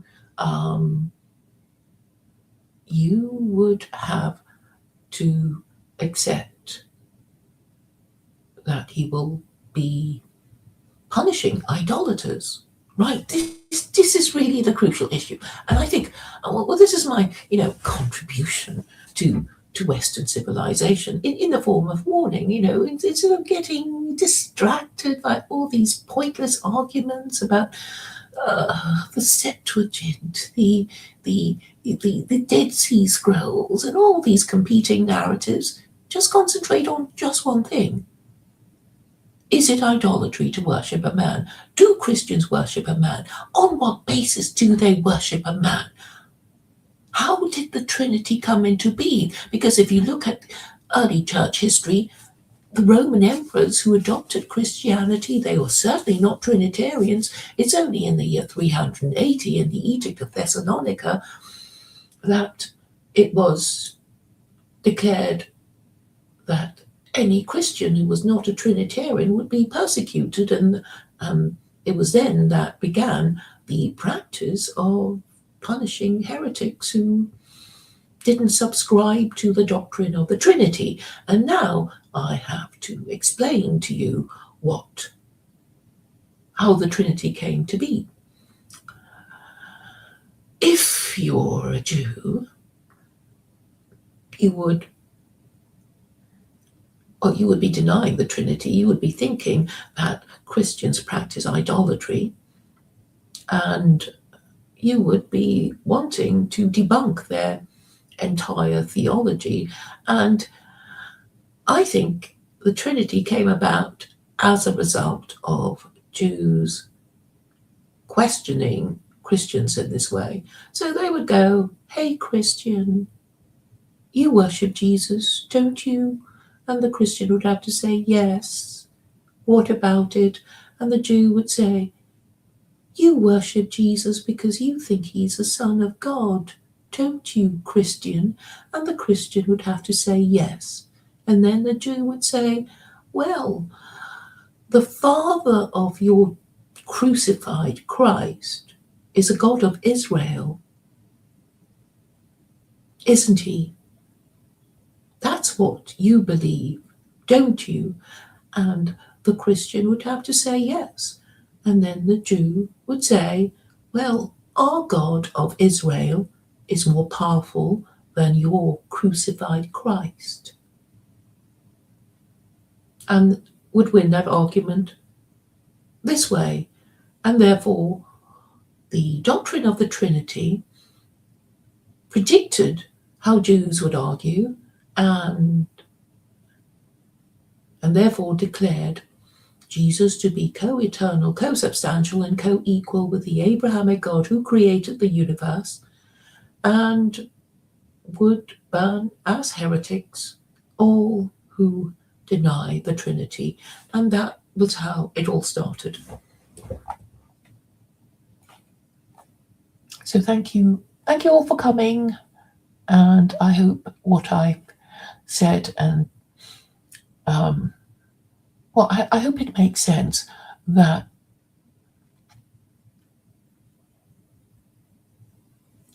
okay, let me try and sum up.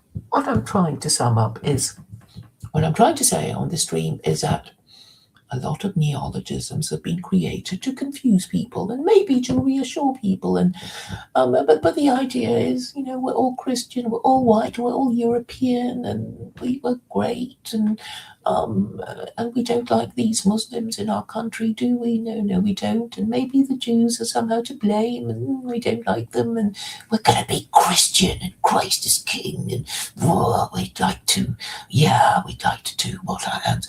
Well, we won't say that, and so we have a lot of these words to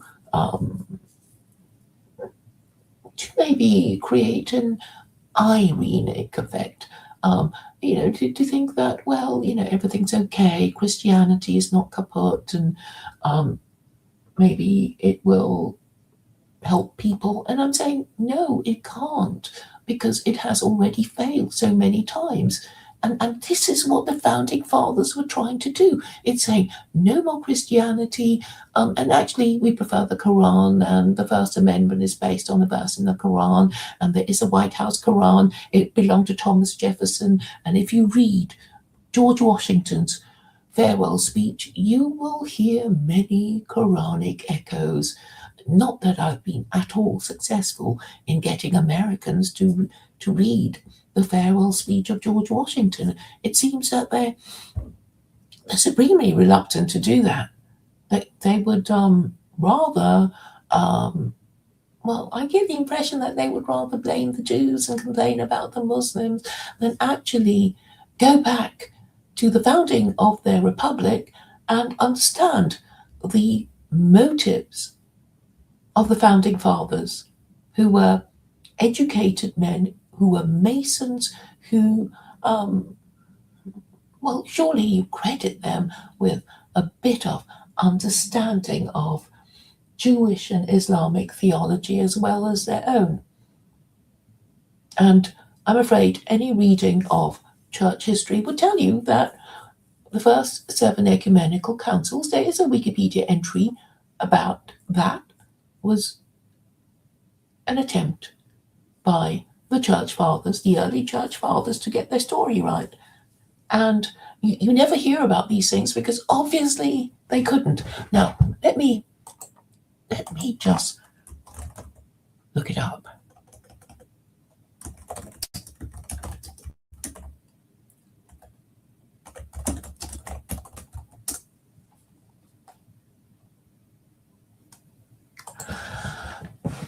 So there were 7 of them. The first was the Council of Nicaea. Then it was maybe there's a list. First Council of Nicaea, First Council of Constantinople, then the Council of Ephesus, Council of Chalcedon, Second Council of Constantinople, Third Council of Constantinople, Second Council of Nicaea.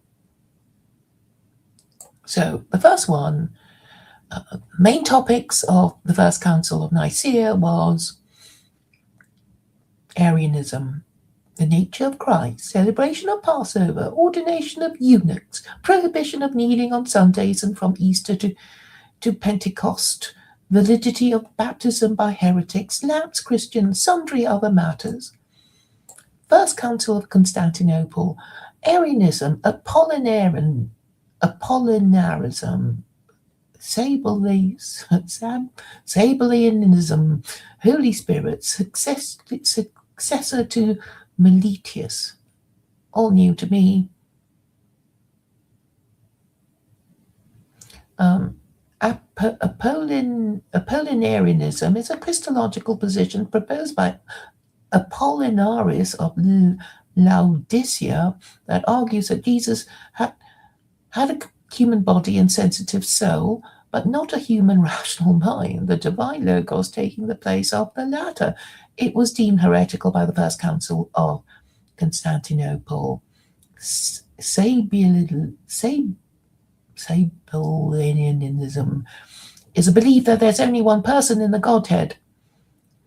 For example, Hansen defines Sabellianism as a refusal to acknowledge the distinct existence of the persons, and Eustathius was condemned for Sabellianism.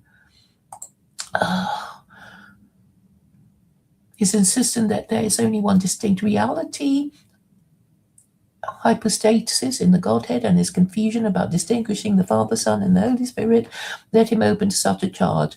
Condemned as heresy, Sabellianism has been rejected by the majority of Christian churches. Right? Am I not right? That the first 7 ecumenical councils were an attempt to get the story of Jesus right, and they couldn't. And then the Council of Ephesus, Nestorianism, Theotokos, Pelagianism,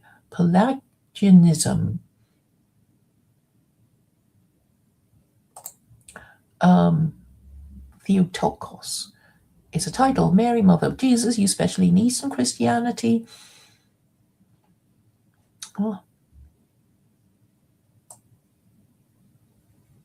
I just can't stop talking about the subject.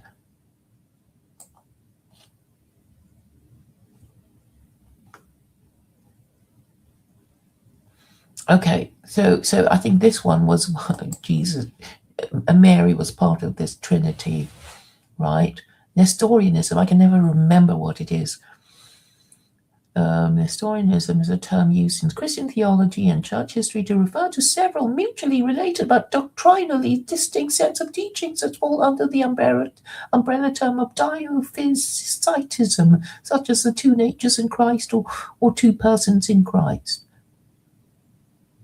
The extent to which those 2 definitions are actually distinct, it is also debatable. Okay, I'm not going to read any more. I will read Pelagianism,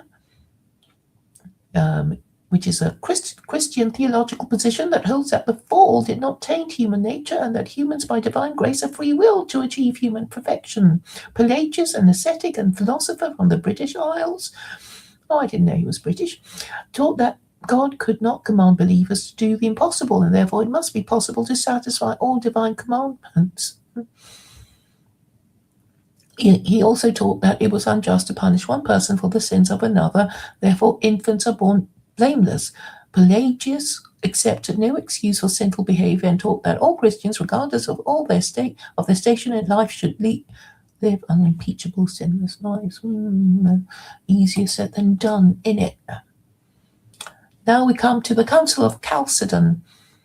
The judgment issued at the Second Council of Ephesus in the year 449, the alleged offences of Bishop Dioscorus of Alexandria, the relationship between the divinity and humanity of Christ, many disputes involving particular bishops and sees.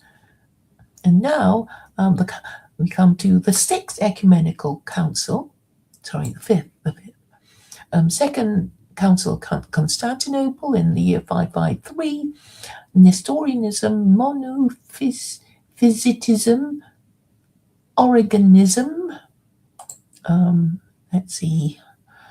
The Origenist crises or the Origenist controversies were 2 major theological controversies in early Christianity involving the teachers and followers of the 3rd century Alexandrian theologian Origen. The first Origenist crisis began in the late 4th century in Palestine and later spread to Egypt. It dealt with ideas discussed in some of Origen's writing that some members of the church hierarchy deemed heretical. Okay, what did he say?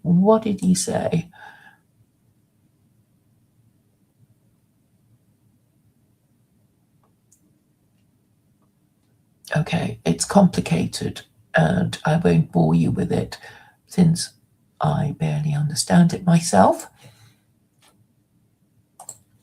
But I am obviously making the case that the first 7 ecumenical councils were an attempt to get the story of Jesus right, and they haven't. So now we come to the Third Council of Constantinople in the year 681, and it talks about monothelitism, the human and divine wills of Jesus. Monothelitism is a theological doctrine in Christianity that was proposed in the 7th century, but was ultimately rejected by the 6th ecumenical council. It held that Christ as having only one will and was thus contrary to diothelitism, the Christological doctrine accepted by most Christian denominations, which held Christ as having two wills, divine and human. Okay, I don't even know why, but and finally, the Second Council of Nicaea in the year 787 was to do with iconoclasm, which I have heard of. Wow.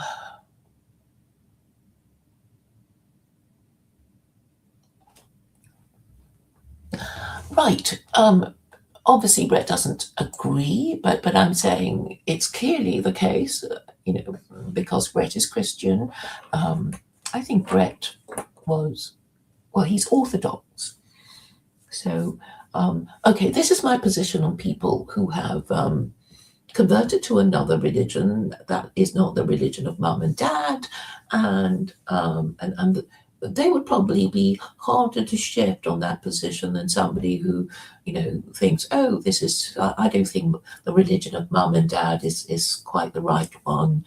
But if you convert to another one and it's still not the right one, you are actually less likely to admit it than somebody who just said, well, it's just a religion of mum and dad. I should, honor the religion of mum and dad. But there's actually a verse in the Koran that says, well, why would you just follow the religion of your ancestors? What if they were Aztecs? What then?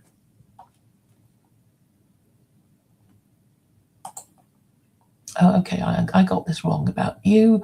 You're not Orthodox. I think it's a beer that makes you keep thinking you're Orthodox. Okay, I'll try and remember that.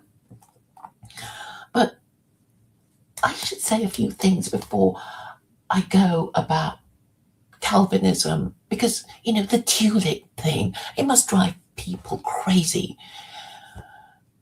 And you look it up.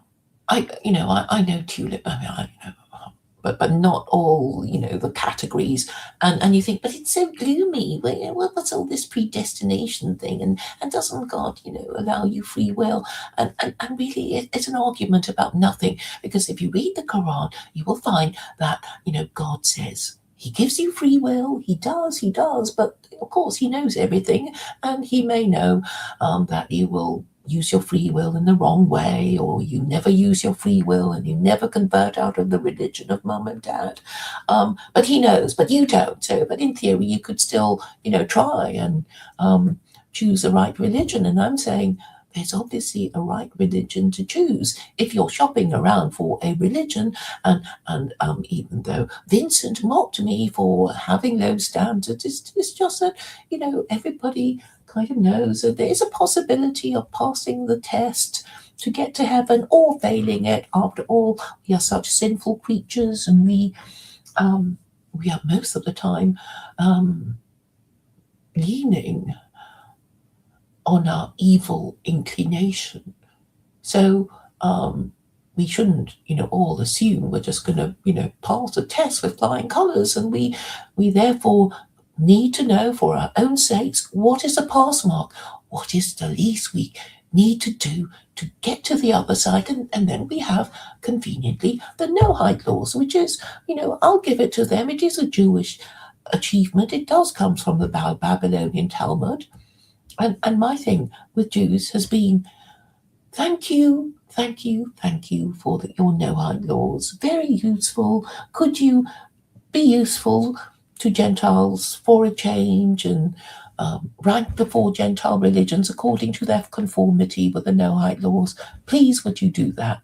And I've been asking them to do this for years and years and years and years. In fact, I would say I should look it up, because that was when I first started my blog of Radicalized Rabbi, which is mostly Jewish theology, when I started to take an interest in these things. And so I'm trying to find the year when I started asking rabbis to rank the four Gentile religions according to their conformity with the Noahide laws. And I think it was 2023, maybe earlier.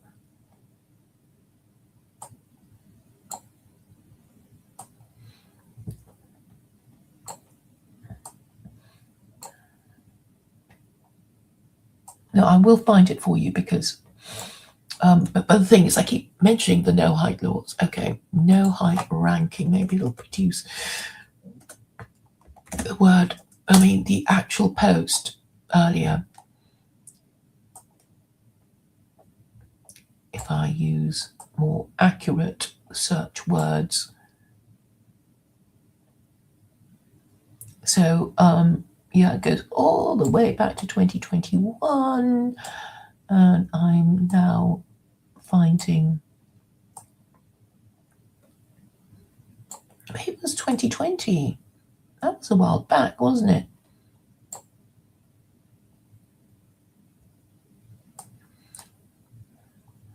Okay.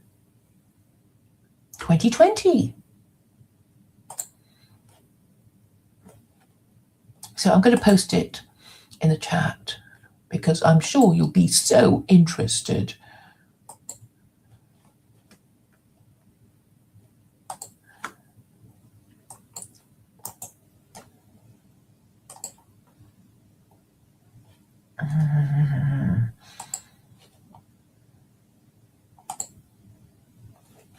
Oh,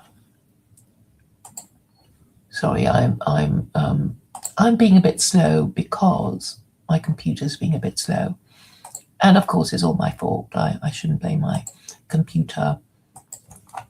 But I think it's important to give you all the references in case you're interested. And I think you're sort of interested, really, Brett. And of course, you should be interested, because it concerns the correct ordering of our priorities. So, you can say, well, I kind of believe, I like hanging out with Christians or Jews or Muslims or whatever.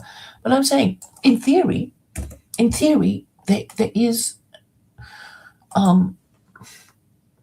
obviously the right religion to choose, and it shouldn't be, just a religion of mom and dad, right?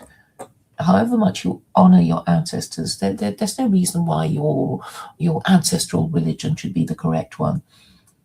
So it's a Noahide ranking of the four Gentile religions, and I hope you will read it. And Brett says, tulip represents a particular theological reaction against Arminianism, specifically the four articles of remonstrance articulated by the followers of Jacob Arminius. Okay, I'm a bit vague about Jacob Arminius, and I know it always comes up in relation to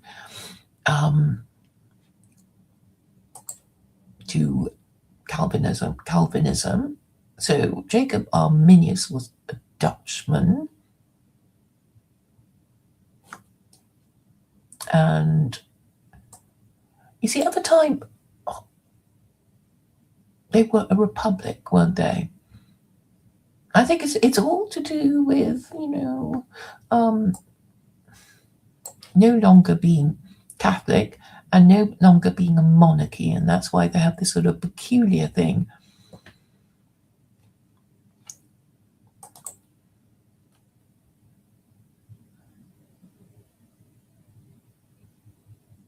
Okay, and then something, he was accused of being a Pelagian, and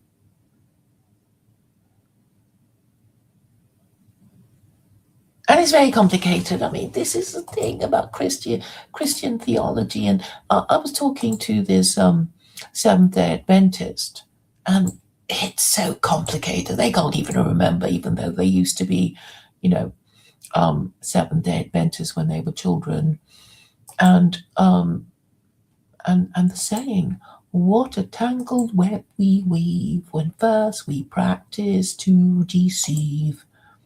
Well, Muslims, whom you may think a bit stupid, they have their simple and logical belief. If there was a creation, there must have been a creator.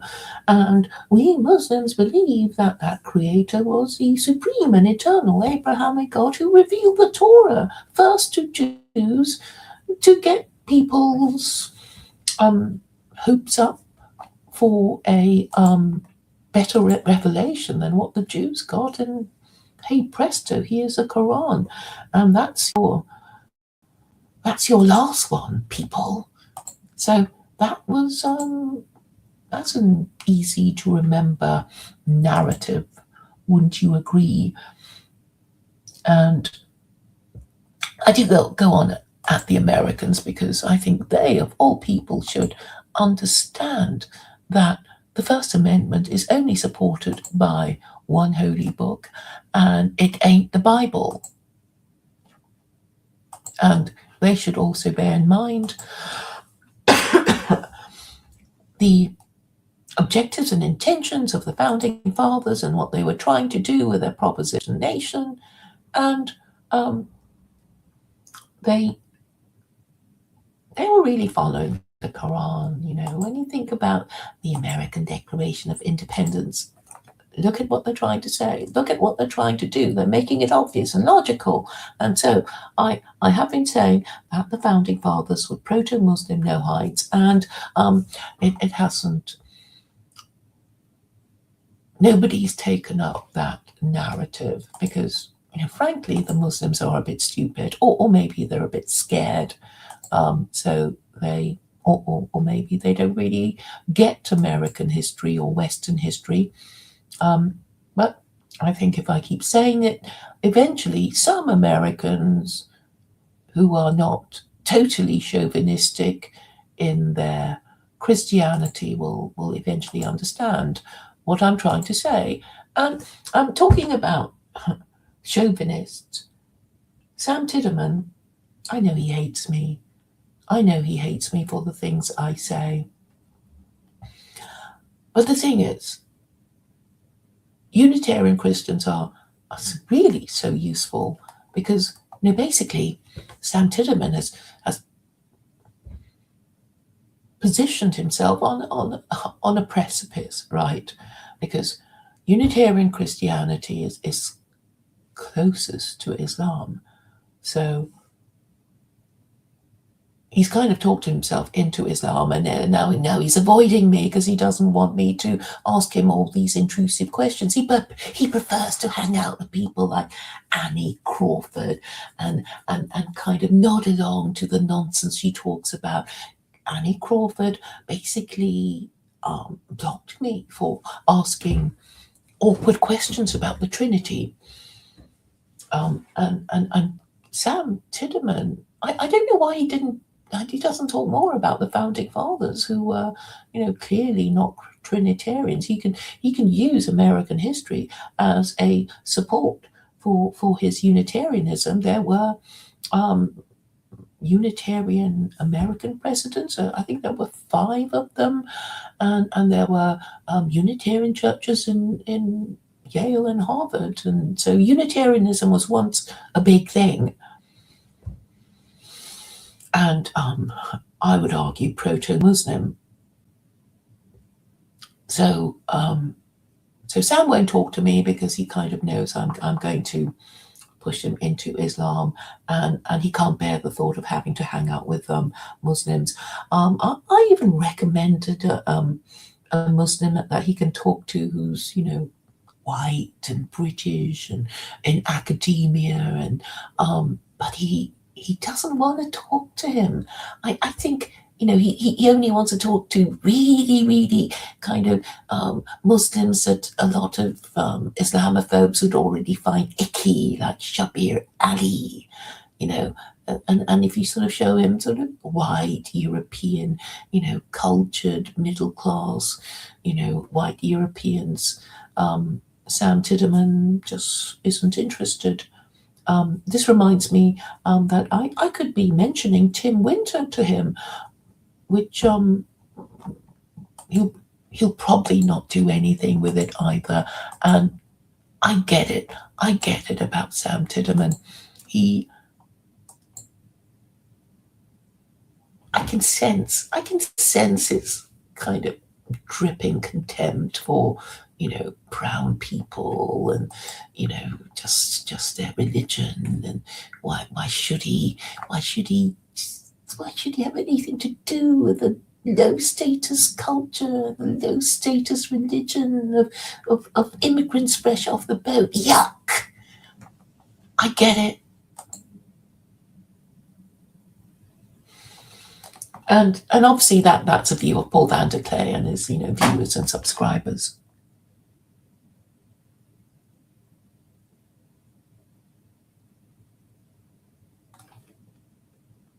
What are you saying, Brett? I'm in the process of making a short mini clip movie of the TLC flotilla.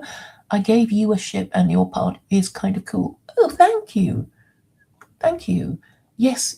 Well, the TLC is interesting in that, it's kind of like Judaism or Christianity in that, I'm sure it annoys a lot of people. I know Chad hated me. It's like, oh no, she's on that list. Who gave her a place on the flotilla? But you see, this is the thing about these movements. You can't, you want to appear to be inclusive, so you can't say no, not her, block her, everybody block her, but because you kind of know you haven't got the authority to say everybody on this ship block her, throw her off, that kind of thing.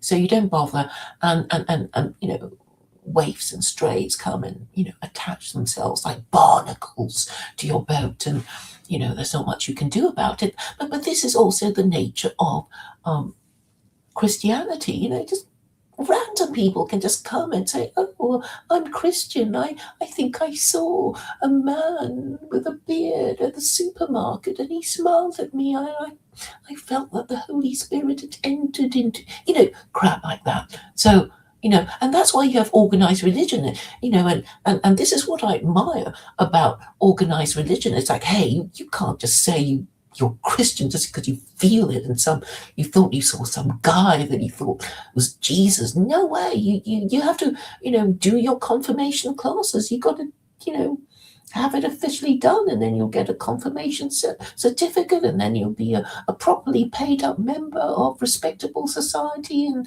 then we'll let you in, but not before that, right? That was how it worked. But you can't just. What really annoys me about Christians is that they don't even care enough about their Christianity to even say, who won the wars of the Reformation then? Who? It wasn't the Catholics. Look at the mess in South America. Look at how many Christian monarchies are there in Europe? There's just Belgium. There's just Spain. Obviously, the Protestants won. And therefore, the most powerful church in the world is the Church of England.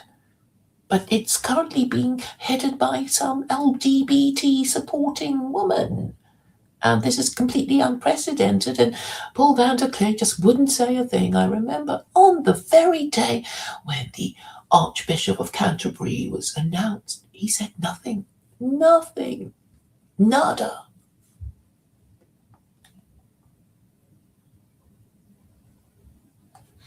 Okay. And now I find, thank you, Brett, for coming. I really do appreciate your engagement and your citation of verses, and I've subscribed to you. But this is what I'm trying to say. Once you, okay, even if you're a hypocrite and you only pretend to believe in God because you want, the social approval and the social respectability that brings, you've kind of put yourself on the line. The way Sam Tideman did by saying, I can't be doing with all this Trinitarian nonsense. I'm going to be Unitarian because it makes more sense and blah, blah, blah. And yeah, okay, but he didn't realize that he was kind of talking himself into, exploring other Unitarian religions like Islam, which I know he doesn't like, but there's a logic to it, right? There is a logic to Occam's razor, which is the belief that the simplest explanation is probably the correct one, because look at this way, at it this way. Here's a proposition. If there was a creation, there must have been a creator, and that creator was the Abrahamic God. Nice and easy to understand, trips easily off the tongue. But if you say Jesus created the universe, you would have, a kind of triggering of what, who, when, where, how. And this is how Occam's razor shreds the Trinity. It would be like, no, there wasn't a creator, there were several creators, there was a committee of creators, and then the questions would arise, well, how many people, how many beings were there on that committee of creators of the universe? And then your whole claim would just collapse, right? But the simple proposition that if there was a creation, there must have been a creator is unanswerable.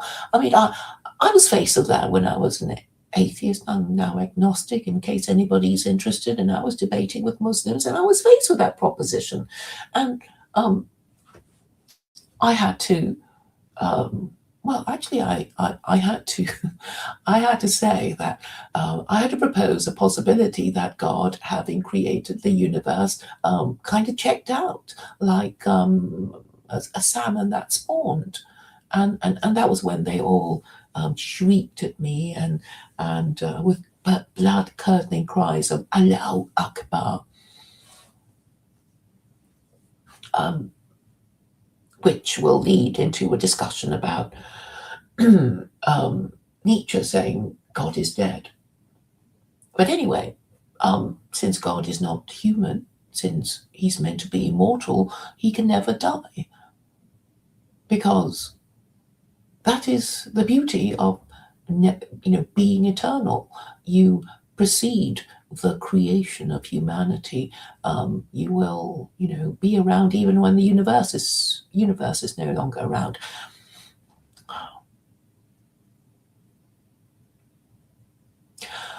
But have I finished what I was going to say about the logic of this one God idea? Because even if you don't really believe in God, but you're just a hypocrite saying, I believe in God because I want, being a Christian is more respectable than being an atheist or a white nationalist, you are kind of committing yourself to Christianity, aren't you? You have to say, well, yes, I have to believe in the Trinity, or if you're not that kind of Christian, I'm a Unitarian Christian, and that's how you get people like Sam Tideman. Well, if you're going to be a Unitarian, why not come on over to Islam, right? And then it would be, I don't fancy hanging out with these brown people in their, makeshift mosques. I want to, be with the cool Christians, or whatever his reasons might be. So these motivations are really crucial in understanding the Western mind. And it has taken me such a long time to work out why they won't do the logical thing, and it's because the use of facts and logic is not rewarded in the West. And I'm saying this is a terrible thing, because the use of facts and logic to solve problems is obviously a survival strategy. And if you get a whole global empire of people who just refuse to use it because they're scared, and they think there's more profit in adding to the confusion with words like Arenic God, then our goose is pretty much cooked. So really, I'm trying to appeal to people like Paul Vanderklay. I don't think he believes. It's just, his calling, his occupation, and he might as well make the most of, the people who like him. And it would be, I guess, young men who want a father figure, who wants, somebody tolerant yet edgy, who's politically active. And I hope anybody, British will go to his London conference in June. I can never remember the name of it. It's not called Estuary, it's not called Riverside, it's called, Breakwater. But he's competing against ARC, ARC, the Alliance for Responsible Citizens, which costs 400 quid just to go. So what I perceive is the imminent weaponization of Christianity. And I'm saying, if you have to have a religion, please choose a religion that makes sense, that has rules that you can refer to, and not be at the mercy of academics and fraudsters who use weird words to confuse the issue. I really, really object to people like Jordan Peterson, who isn't even Christian, talking about God as if he were a theologian when, well, he was never a trained theologian. He was just pushed into defending social conservatism, right? And then he found himself, defending Christianity against Muslims. So I don't know what Jordan Peterson thought he was doing, but I suppose he thought his role was to defend Zionism and to tell Muslims that they are low status people with a low status religion, and they should just shut up and submit to Zionism. And obviously that wasn't well received, but things have rather moved on from there now.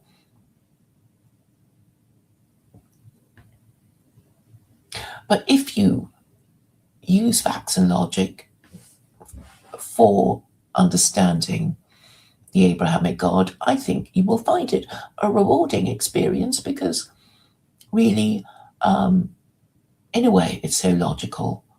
It's logical that if there was a creation, there must have been a creator. And if that creator exists, he must be the Abrahamic God who has been known to communicate with humanity through divine revelation, of which there are two. Right? So this is a narrative.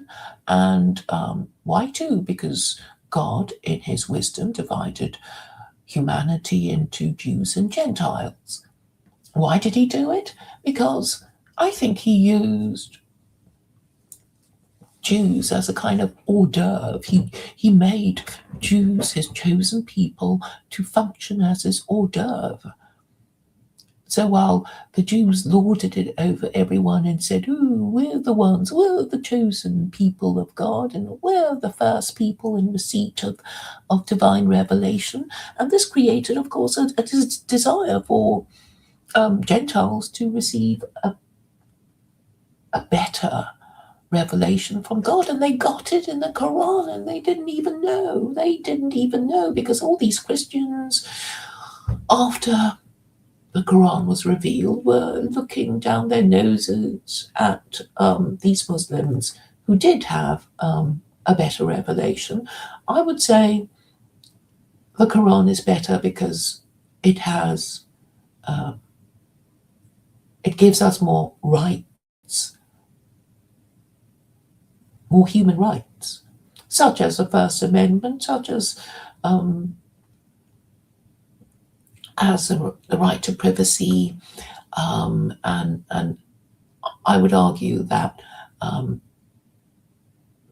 the police having to apply for a warrant to enter your home comes from the Quran. How about that? I would argue that this is indeed the case. So I hope I've made enough sense. I've talked for nearly 3 hours, which is a shocking amount of time to talk. But I hope enough of it made sense to enough people. Thank you for your patience and understanding.